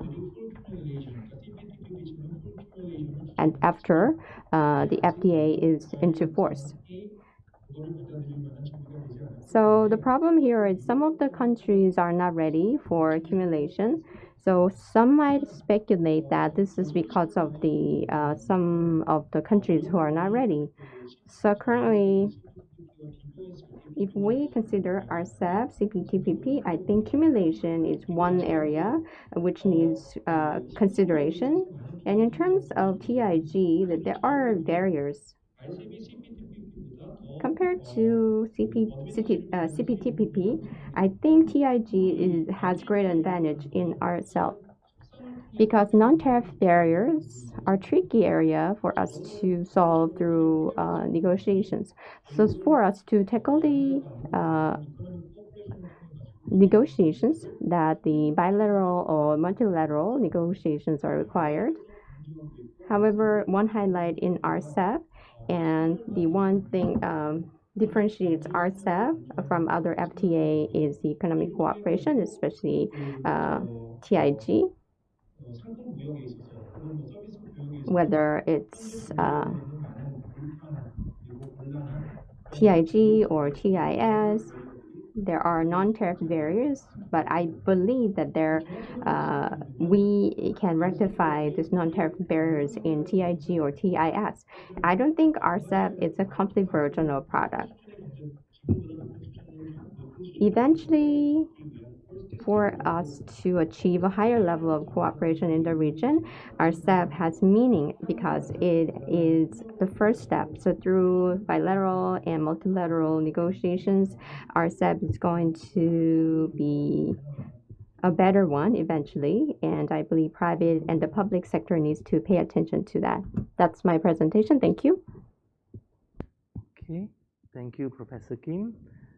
And next, we would like to invite Ms. Cheska that is joining us online to share some pointers in relation to the rules of origin chapter of RCEP. Perhaps she can enlighten us on the determination of goods that are deemed to be originating under the RCEP agreement and therefore eligible for the preference tariff treatment under RCEP agreement. Ms. Cheska, the floor is yours. Thank you, Joe. Yes. Please give me a few moments to put my slides up on the screen. Excellencies, distinguished guests and speakers, participants, ladies and gentlemen, a very good afternoon to everyone. First, I wish to thank the ASEAN-Korea Center and the co-organizers of this Trade and Investment Roundtable on the Regional Comprehensive Economic Partnership Agreement, or RCEP, for inviting me to share my views on how RCEP can support the growth of trade and investment between ASEAN and Korea. I am pleased to join today's discussion on this very important free trade deal, established among 15 countries and came into effect at the start of this year. Rules of origin is a key component of any FTA and an area that businesses closely review in order to access preferential tariff treatment. Our earlier speakers have mentioned spaghetti bowls, noodle bowls, and this is really the objective of the RCEP ROO chapter, to address these concerns. Now, the RCEP RO chapter significantly streamlines origin criteria and certification procedures when we compare them to the ASEAN+1 FTAs. And today, I will be sharing the key provisions incorporated in this mega free trade deal that will further facilitate trade in the region, including between ASEAN and Korea. I would like to thank Ms. Anna and Dr. O for making my job a little easier, as they have already touched on the importance of ROO in their presentations. Now, the ROO chapter is comprised of two sections, one on origin determination, or what we call origin criteria, and the operational certification procedures, or OCP. Supporting these are two annexes, one on the very important product-specific rules, or PSRs, and another on the minimum information requirements of the proofs of origin. So I am highlighting these sections because it is very important for end users, both implementing authorities as well as businesses, to review these documents, because these altogether set the rules required for any good to be considered as obtained or produced in the RCEP region or an RCEP party, or what we call as an originating good. It also sets out the documents and other requirements needed in order to prove such originating status and enable a company to access the lower tariffs provided in the FTA. Now, these elements are typical in any free trade agreement. And for today's discussion, I will be highlighting the specific improvements that we achieved under the RCEP agreement, especially when we compare them to the ASEAN+1 FTAs, such as the ASEAN-Korea FTA. Noting that ROO is a very technical topic and something that many businesses usually have concerns on, I will be focusing my presentation on two sections. First, improvements on the origin criteria, and second, on the certification procedures. So first and foremost, the RCEP provides exporters and manufacturers with three criteria to prove that their good is originating in an RCEP party. So these are, as flashed on screen, wholly obtained or produced in a party, produced exclusively in a party from originating materials, and substantial transformation. So again, a lot of jargon and technical terms, but really the key takeaway here is that the second rule, or what we usually call PE, is not present in some of the ASEAN+1 FTAs, such as the ASEAN-Korea FTA. And the addition of this rule is beneficial to users because typically, when this is the rule that you would choose, it entails the submission of less supporting documents, especially in the conduct of, let's say, a verification check. Now, in relation to these three criteria, being in an FTA with 15 parties, there is obviously a wider area from which inputs can be sourced. Typically, in the ASEAN+1 FTAs, there are only 10 or 11 other countries that can be used as a source of raw materials and other inputs. However, in RCEP, this is greatly expanded given the wider membership. Now, I, for one, look forward to the time that all RCEP signatory states are part of this agreement so that we fully realize this wider accumulation area. In addition, under RCEP, there are more liberal product-specific rules, specifically for 574 tariff line, when we compare them to the ASEAN+1 FTAs. And this covers both agriculture and industrial goods. The next slide will show some specific examples of this improvement. Now, zooming into the ASEAN-Korea FTA, we have on screen three products for which the PSR is better under RCEP. So in the first two examples of preserved mollusks and cashew nuts, the main raw material, if we were to use the AKFTA, it must come from the exporting party. However, in RCEP, inputs from non-RCEP countries is allowed. And really, over the course of the negotiations, such scenarios were put forward to take into account the supply of raw materials in the region, especially for goods that are seasonal. Now, though this is allowed, it is still ensured that substantial transformation occurs because this is a very important principle that must be preserved in any FTA. The third example is the adoption of the chemical reaction rule, a very big leap for the ASEAN-Korea FTA. Now, this was adopted to take into account the manufacturing practices of business. And you will see in the PSRs, there are many other improvements that really take into account the concerns of the private sector and really aim to make it easier for them to use the FTA. Now, as highlighted by our earlier speakers, improvement in these rules is only one aspect of ROO. And in my next slides, I will be showing how it is actually easier under RCEP for businesses, including micro, small, and medium enterprises, to use the agreement. Now, in RCEP, there are a number of trade facilitating measures that were adopted to support and promote the use of the agreement. First and foremost, RCEP adopts a declaration of origin, a very critical change from the ASEAN +1 FTAs, which only allow the use of certificates of origin. And sometimes the COs must be in a paper or manual form. Now, this origin declaration was a very strong request of the private sector and is considered a game changer in facilitating the use of the FTA.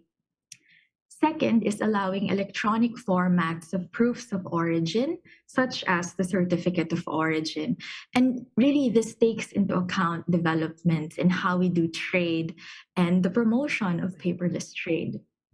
Now, the third and fourth examples are really more to ease the implementation of the agreement. So communication language must be in English, exchange of documents must be in English. And when we transpose the product-specific rules, a very important component of the agreement, we must always do it without changing the rule or making the rule more restrictive. I would like to now focus on the importance of the use of the origin declaration in RCEP, since this is really a major deliverable in the FTA. Now, on the screen, you see that there are 4 types of proofs of origin allowed under RCEP. Items 2 to 4 is the improvement that we were able to secure in the negotiations. And essentially, this is allowing origin declaration. And this gives businesses more flexibility as they are able to prepare and issue the required certification to avail of the RCEP preferential tariffs at their own pace and at their own time. Moreover, these avoid the repeated application for a certificate of origin with a competent authority, sometimes even requiring physical attendance or going to a specific office just to get this document.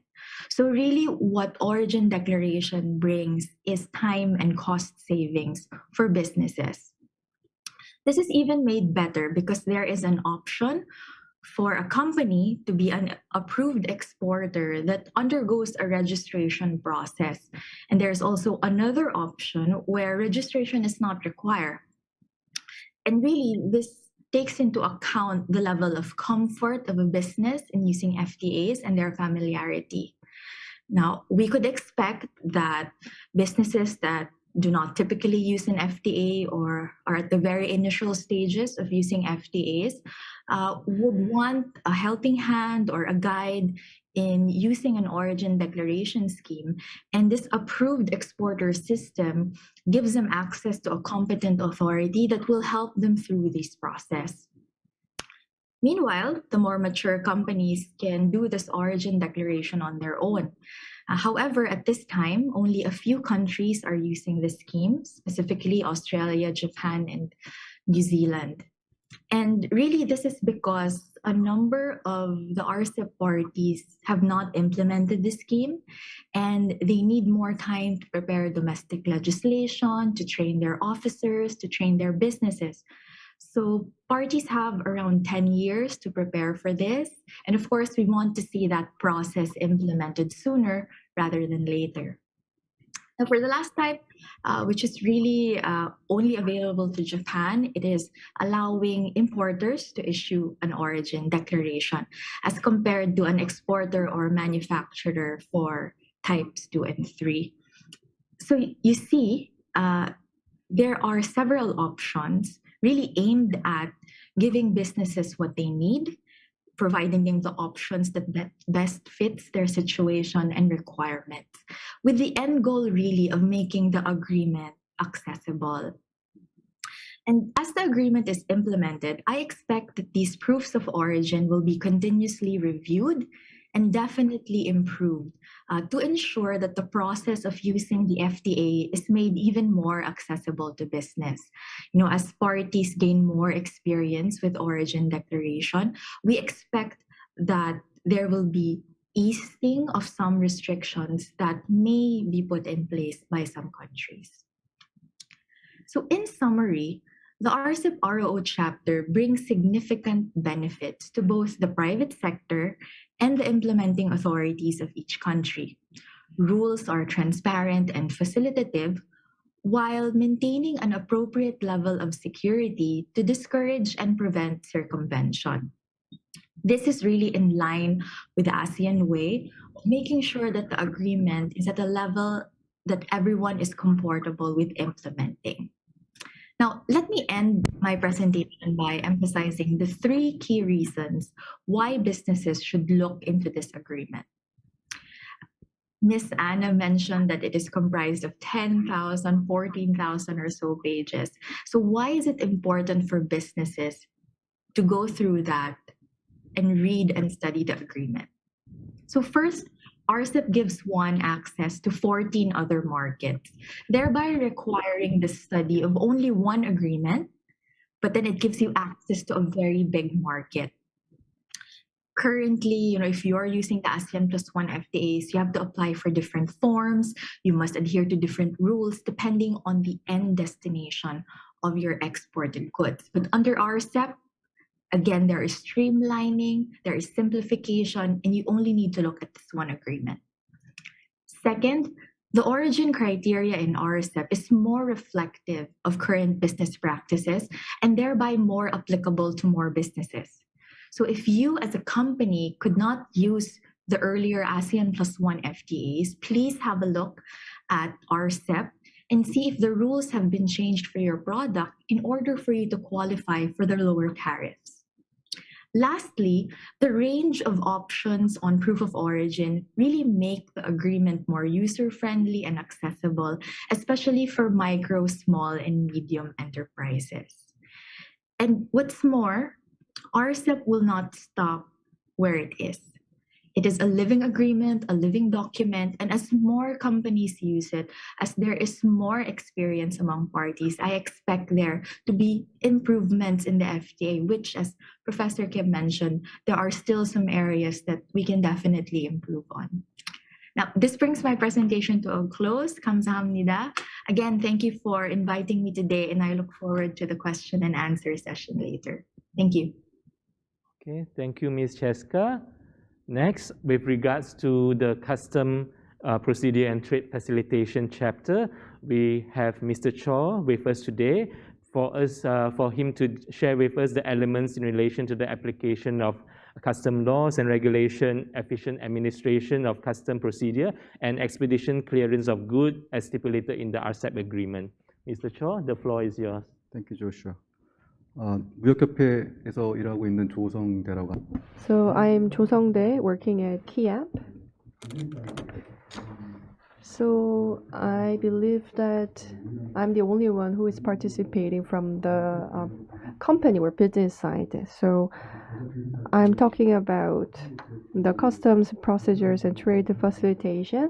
And I'm not actually speaking on behalf of the businesses of Korea, but anyways, I'm not representing the association, but I want to just mention about my perspective and my experience when we try to support the trade between Korea and ASEAN. And I personally also participated in the FTA negotiations between Korea and ASEAN.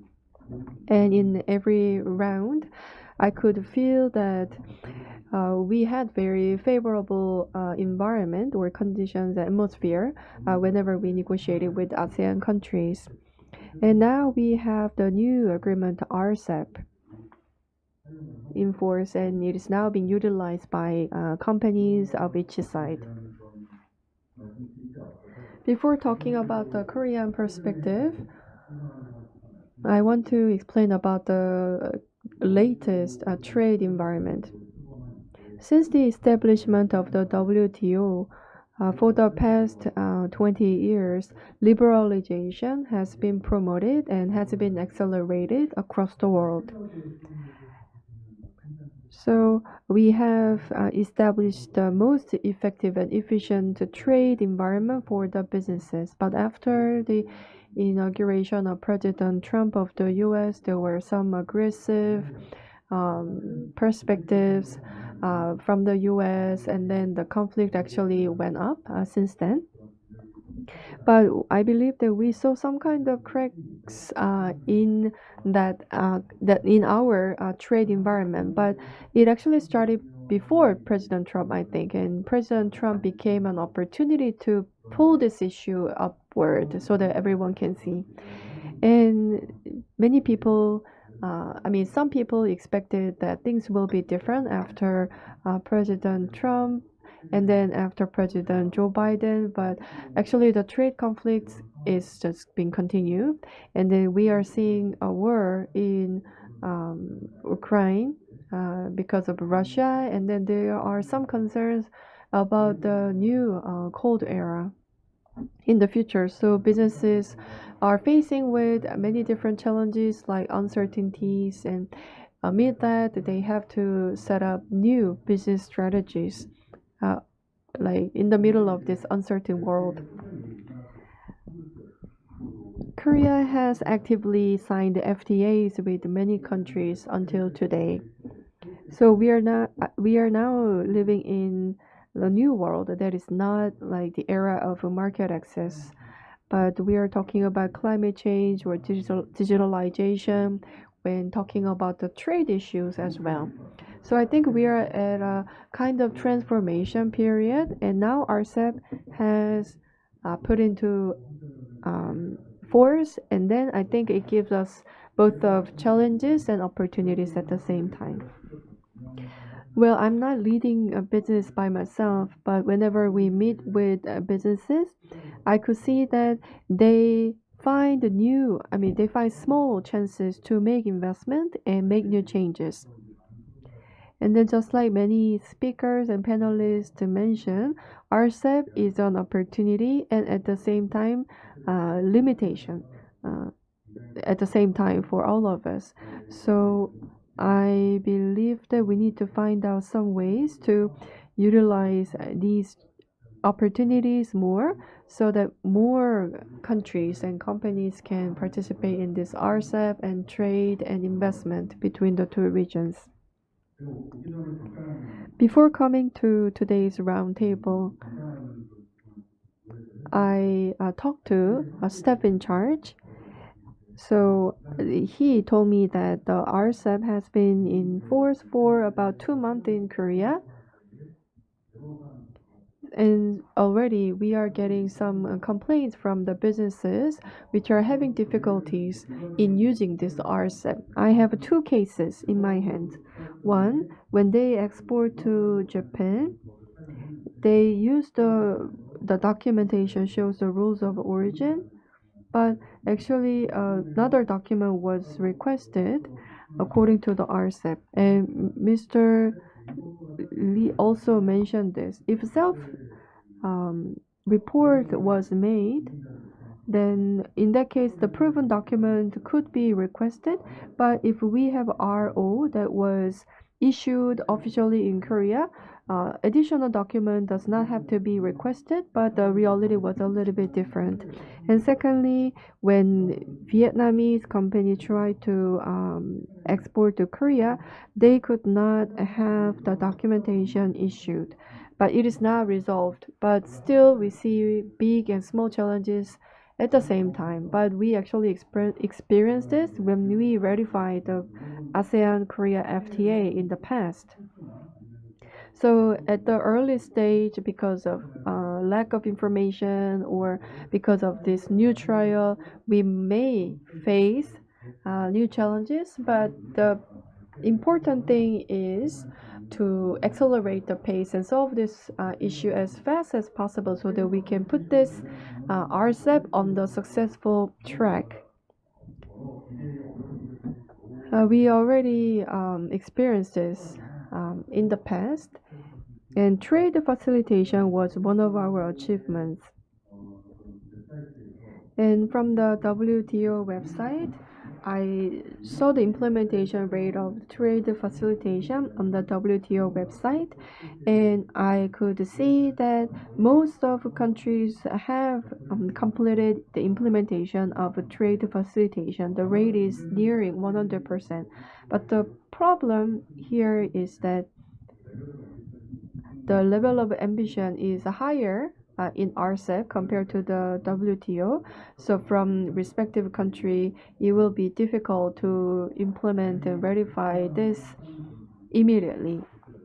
But fortunately, the representative negotiators of each country agree about the implementation agreement so that they can implement step by step. So we have different approaches among different countries.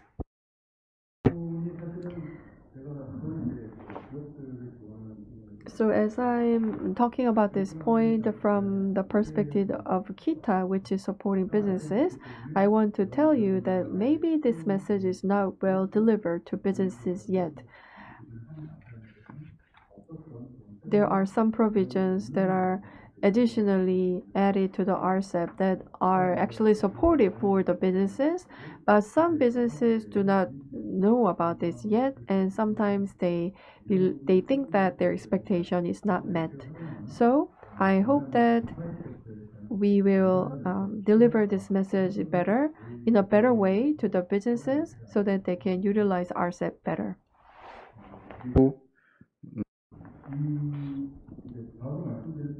And then the next point that I want to talk about is Chapter 15, which talks about the economic and technical cooperation. And if you see Article 15.3, it talks about the capacity building and technical capacity.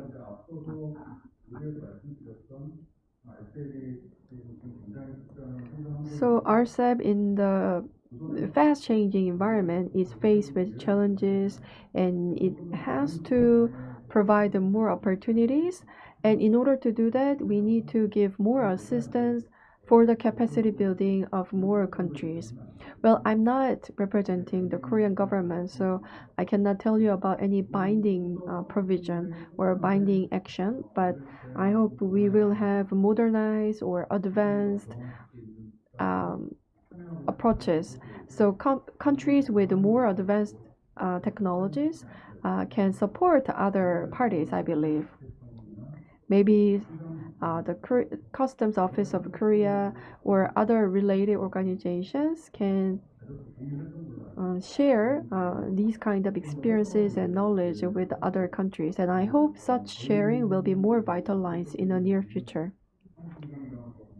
So with the Ministry of Trade, Industry, and Energy, KITA is giving a lot of information that countries can utilize. And we also provide consulting services, and on site, we give many technical support so that the FTAs can be better utilized in the industries and in countries. I hope that the RCEP member countries as well as ASEAN-Korea Center will note this situation and refer to the Korean experiences in order to revitalize the RCEP in the future. So not only between government, but also between related organizations and companies, we need cooperation. And we are getting away from the COVID-19 pandemic. So I believe that there will be more chances to vitalize this RCEP. So with your cooperation, I'm sure that we will be able to minimize those trials and errors and move on to the next step really soon. Thank you very much. Okay, thank you, Mr. Cho. Next, joining us online, let's welcome Mr. Wanawit to the roundtable discussion. Mr. Wanawit, kindly do share with us your views in relation to the legal framework to create a conducive environment for e-commerce development within the RCEP region. Mr. Wanawit, the floor is yours. Okay, thank you. And also thank you the ASEAN-Korean Trade and Investment that arranging this event. And good afternoon, honorables and distinguished guests and the participants and panelists.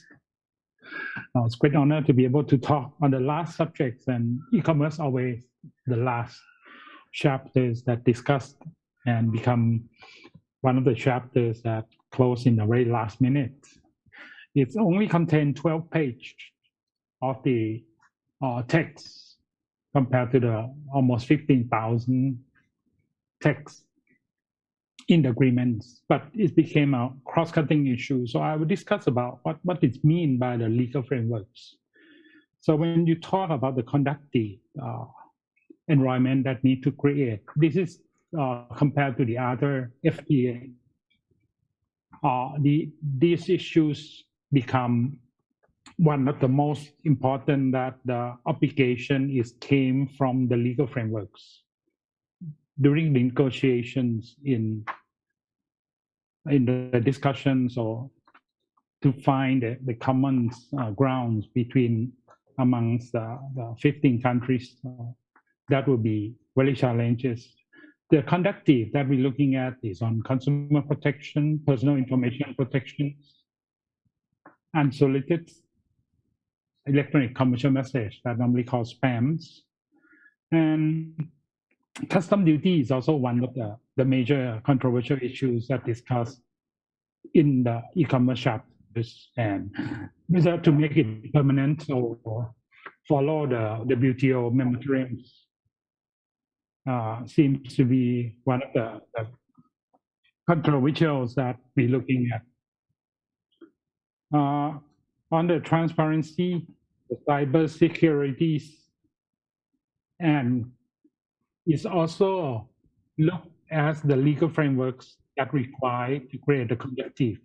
I also would like to add that for the domestic regulatory frameworks, this is the first time that we specify clearly about the ancestral electronic commerce model laws, that the enactment of the law of each party need to looking at the ancestral model laws, which, if you go into the detail, ancestral is many rectifications or provisions or the ancestral that coming out. So in terms of legal framework, it's really challenged on how we discussed about which frameworks of the law, whether we go with the electronic contract conventions or electronic transferable record, which is required for trading.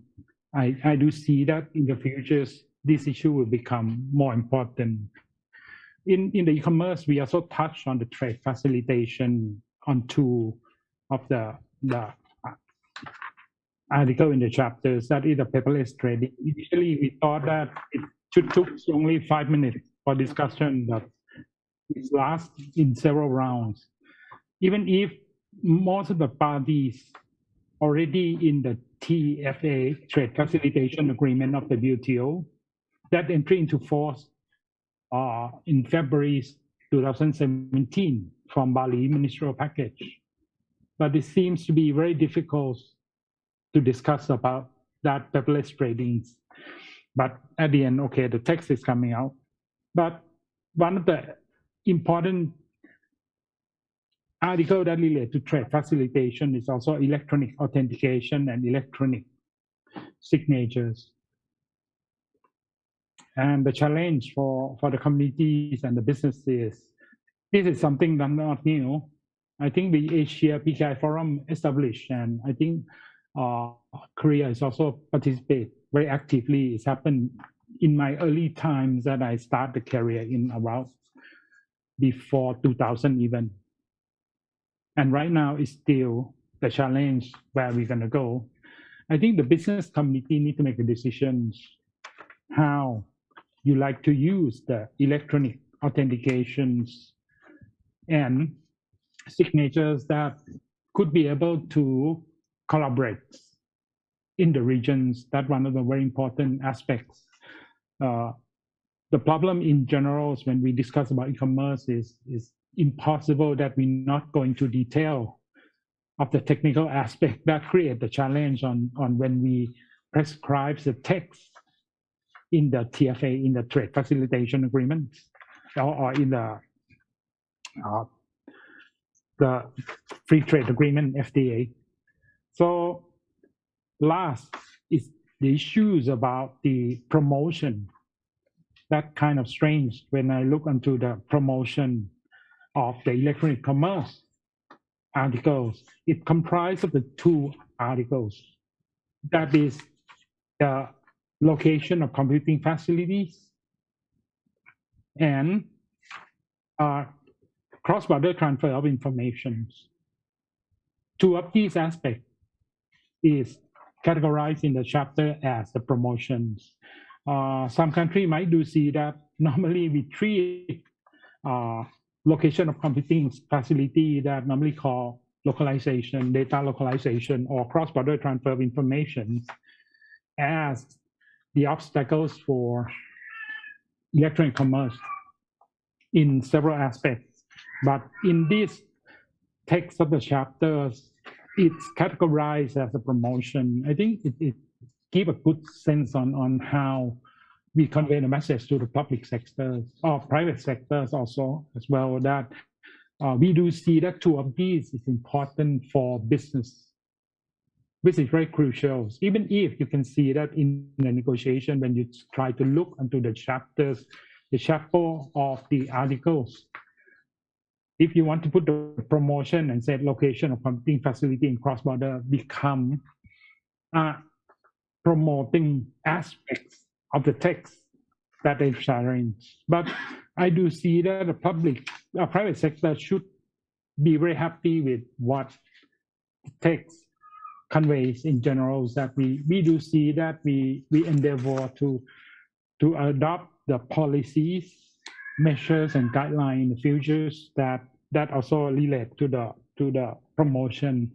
But one last aspect of the article, when you read it, you have to understand that the e-commerce is cross-cutting issue with the trade and investment service chapters also as well. So that are the issues that we have to observe on the have to be the conform with the chapters that relate to trade in services and investment. So that are the most challenging things for the private sector to monitor. During the discussions or in the futures, I do believe that the e-commerce, we hope to have more articles that try to resolve the issue about cross-cutting and trying to define more clearly for the private sector to be able to know that how could they utilize the text in the e-commerce chapters and see more clearly. So that's my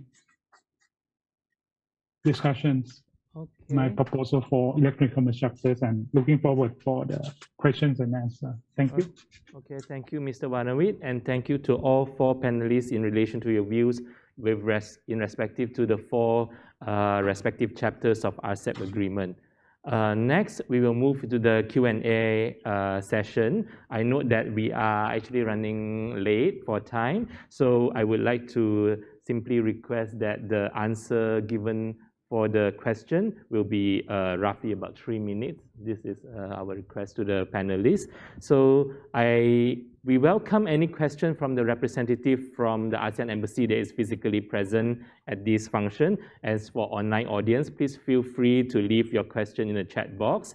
And I was made to understand that we have received some quite a few questions in the chat box, and those questions will be flashed.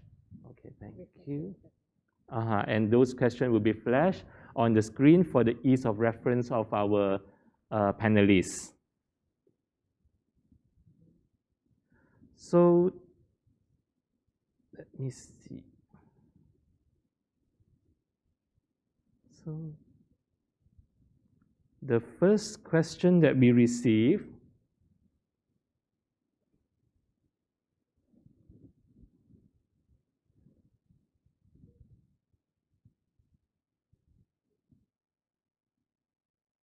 yes. Is RCEP a pathfinder to navigate the regional economic recovery in a post-COVID world? So maybe we can request Ms. Anna from ASEAN Secretariat to respond to this question. Ms. Anna, the floor is yours in 3 minutes, please. Kamsahamnida. I think it is creating the world's largest FTA in the midst of a global health and economic crisis could be one of the most significant accomplishments for ASEAN. And as I mentioned earlier in my presentation, there are several takeaways from RCEP that should make it able to navigate regional economic recovery, particularly in terms of strengthening regional value chains and enabling MSMEs to participate in them. For instance, creating a single set of rules, simplifying customs procedures, making use of electronic commerce, promoting transparency, especially in the administration of non-tariff measures.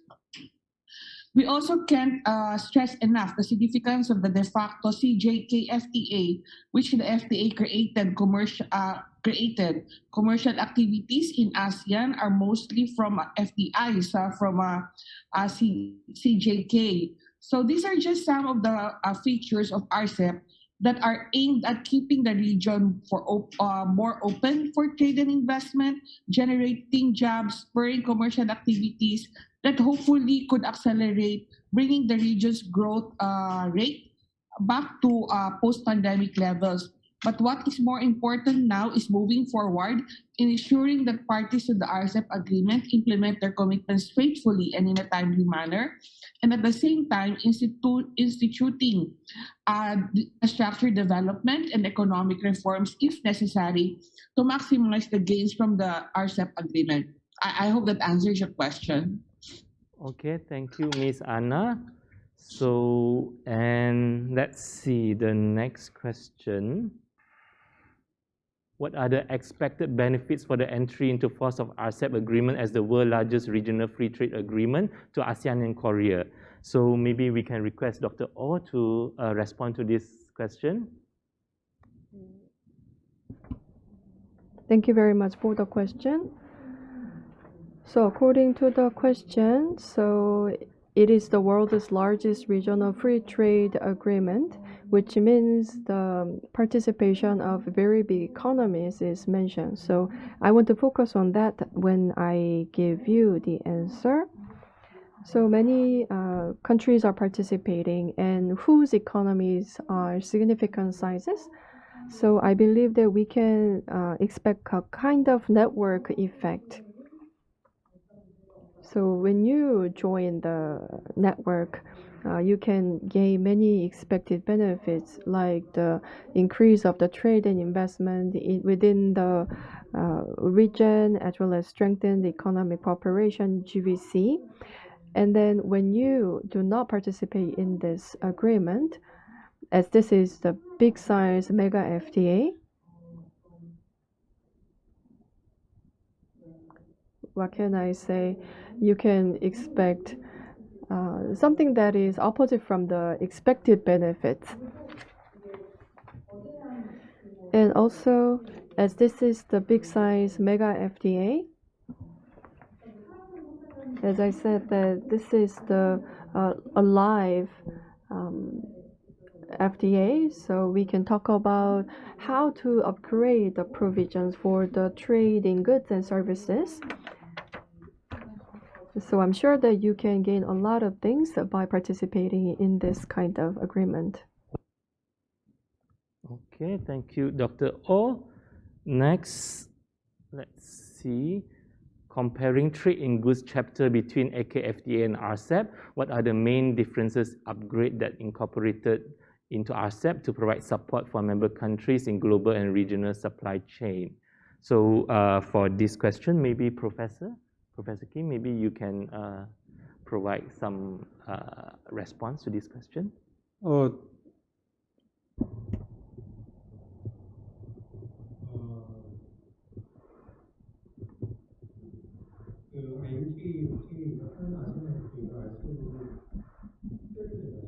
With the expansion of AKFTA to RCEP, the global supply chain has strengthened and GBC has been strengthened. But the implementation is another issue. Having the agreement and the implementation is totally a different option, different story. We have the expansion, we have expanded the scope of coverage through RCEP. But the participating countries show different level of economic growth and economic development. And some of the countries might have good system that is easy for implementation of the agreement. And some of the countries might experience that their institutions are not ready to implement the agreement. So for utilization and for expansion of the network, expanded network, the regional cooperation is required to institutionalize the implementation of RRO, not only the benefiting country, but also the countries, exporting countries, and also the countries who are providing intermediate goods should cooperate in terms of economy to win-win.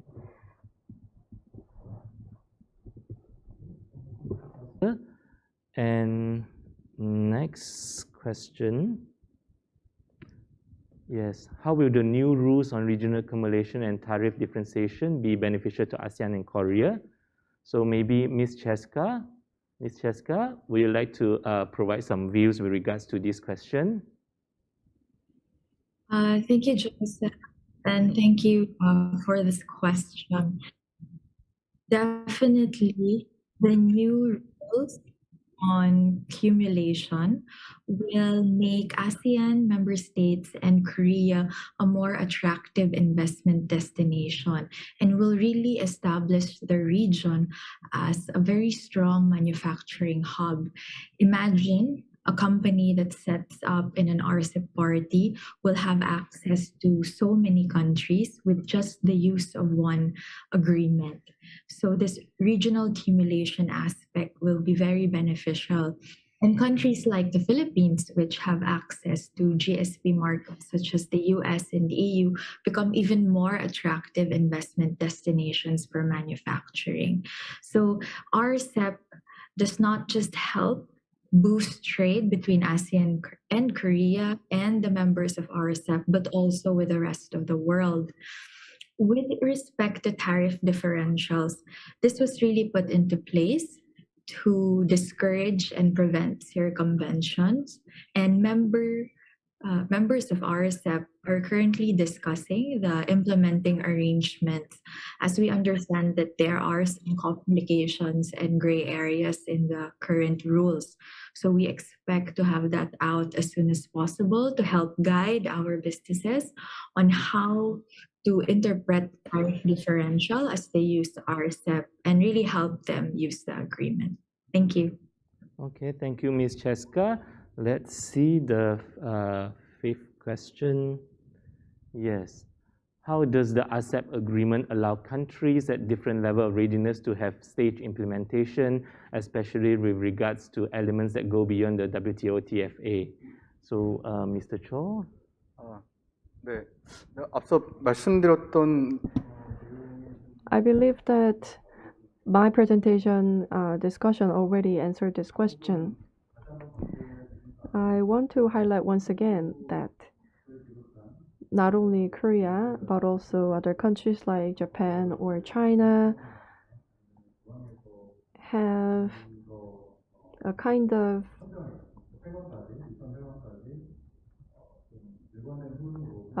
should have a consistent process even on site. So these are the countries that have that consistent system, and I believe that these countries can help other parties to strengthen their processes as well. So I think this can be another possible cooperation.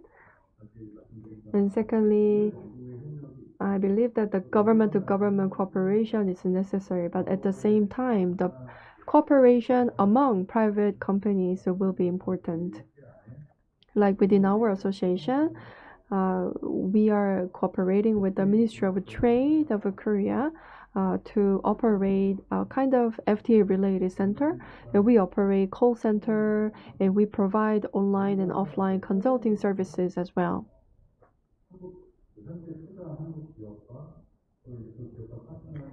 So we help companies to understand the FTA contents better.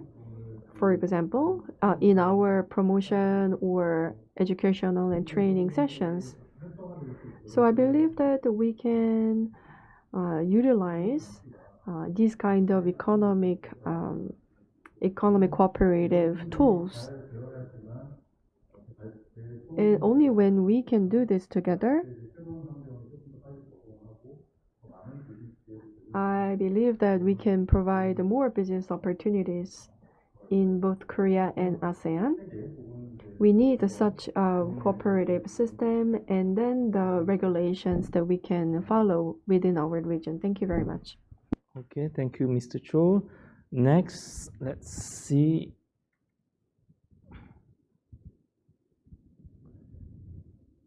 Yeah, this is a question on digital economy. So maybe we can request Mr. Wanawit to provide some views. Is ASEAN advancing on digital economy, or the ASEAN countries gearing towards something similar to the Digital Economy Partnership Agreement in establishing key rules on digital trade issues? Mr. Wanawit? Okay. So the topic about the, I normally call it DEPA. So that established during the APEC Chile meetings, that are the agreements that Chile, Singapore, and New Zealand rectify. So I think if you read the whole digital economy partnership agreements, that one of the very advanced and very detailed prescribes on what party needs to do, that would lay the infrastructures and cross-cutting issues. So in details, there are 3 or 4 elements that are important. One of the most important things that we're looking at is prescribes about the payment infrastructures. That initially in ASEAN, we also tried to look into it. There are some proposals on some of the countries. And that are the issues that is still overlapping with the other chapters on trade in services and investment or financial services operations. So that are the key issues that if the detailed text will state, that will help.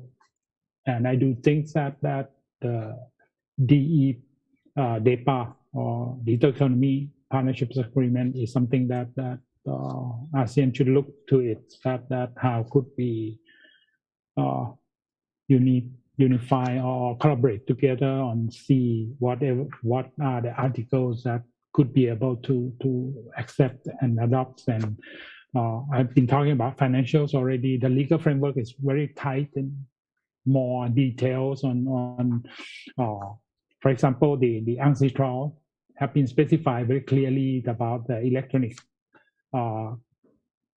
contract conventions or electronic transferable record prescribed clearly that it should be able to include in, and talking about the personal data protections and cross-border data flow. So if you look into the digital economy for the country that very developed, that should be very easy to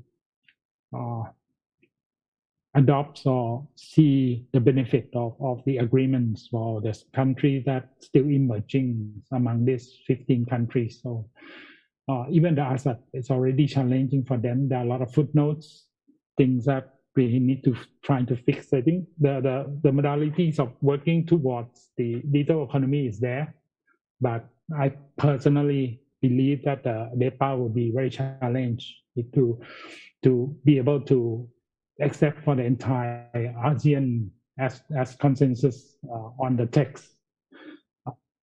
Okay, that might be. Thank you. Okay, thank you, Mr. Waranwit. So before we end the Q&A session, just let me summarize briefly the outcome of the question and answer session. So from the answer, we note that RCEP is indeed a tool for economic recovery for COVID-19 crisis, and if it is implemented in a timely manner, countries can maximize the benefit to reap the benefit of this mega FTA. And we need to operationalize this free trade agreement to increase trade and investment in this region. And this is something that countries need to cooperate urgently to operationalize this FTA. And next, there is benefit in regional accumulation as well as the implementation of the tariff differentiation will be benefit to the businesses. And next, with regards to the timetable to implement the commitments in the TFA, I note that under the RCEP agreement, Annex 4A does provide some timetable for countries to implement the commitments with regards to the CPTF agreement. And according to the last, with regards to DEPA, country does look at moving forward on the digital economic partnership or something similar to that effect. And if I'm not mistaken, under the AEM that was held last year, AMS have agreed to conduct a study on the establishment of an ASEAN Digital Economic Framework Agreement, DEFA, by 2023, and to commence negotiation on a DEFA by 2025.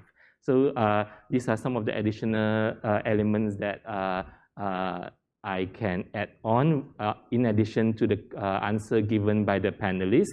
And next, that's the end of the Q&A session, and I would like to thank you for the keynote speaker as well as the panelists for your presentation and answer.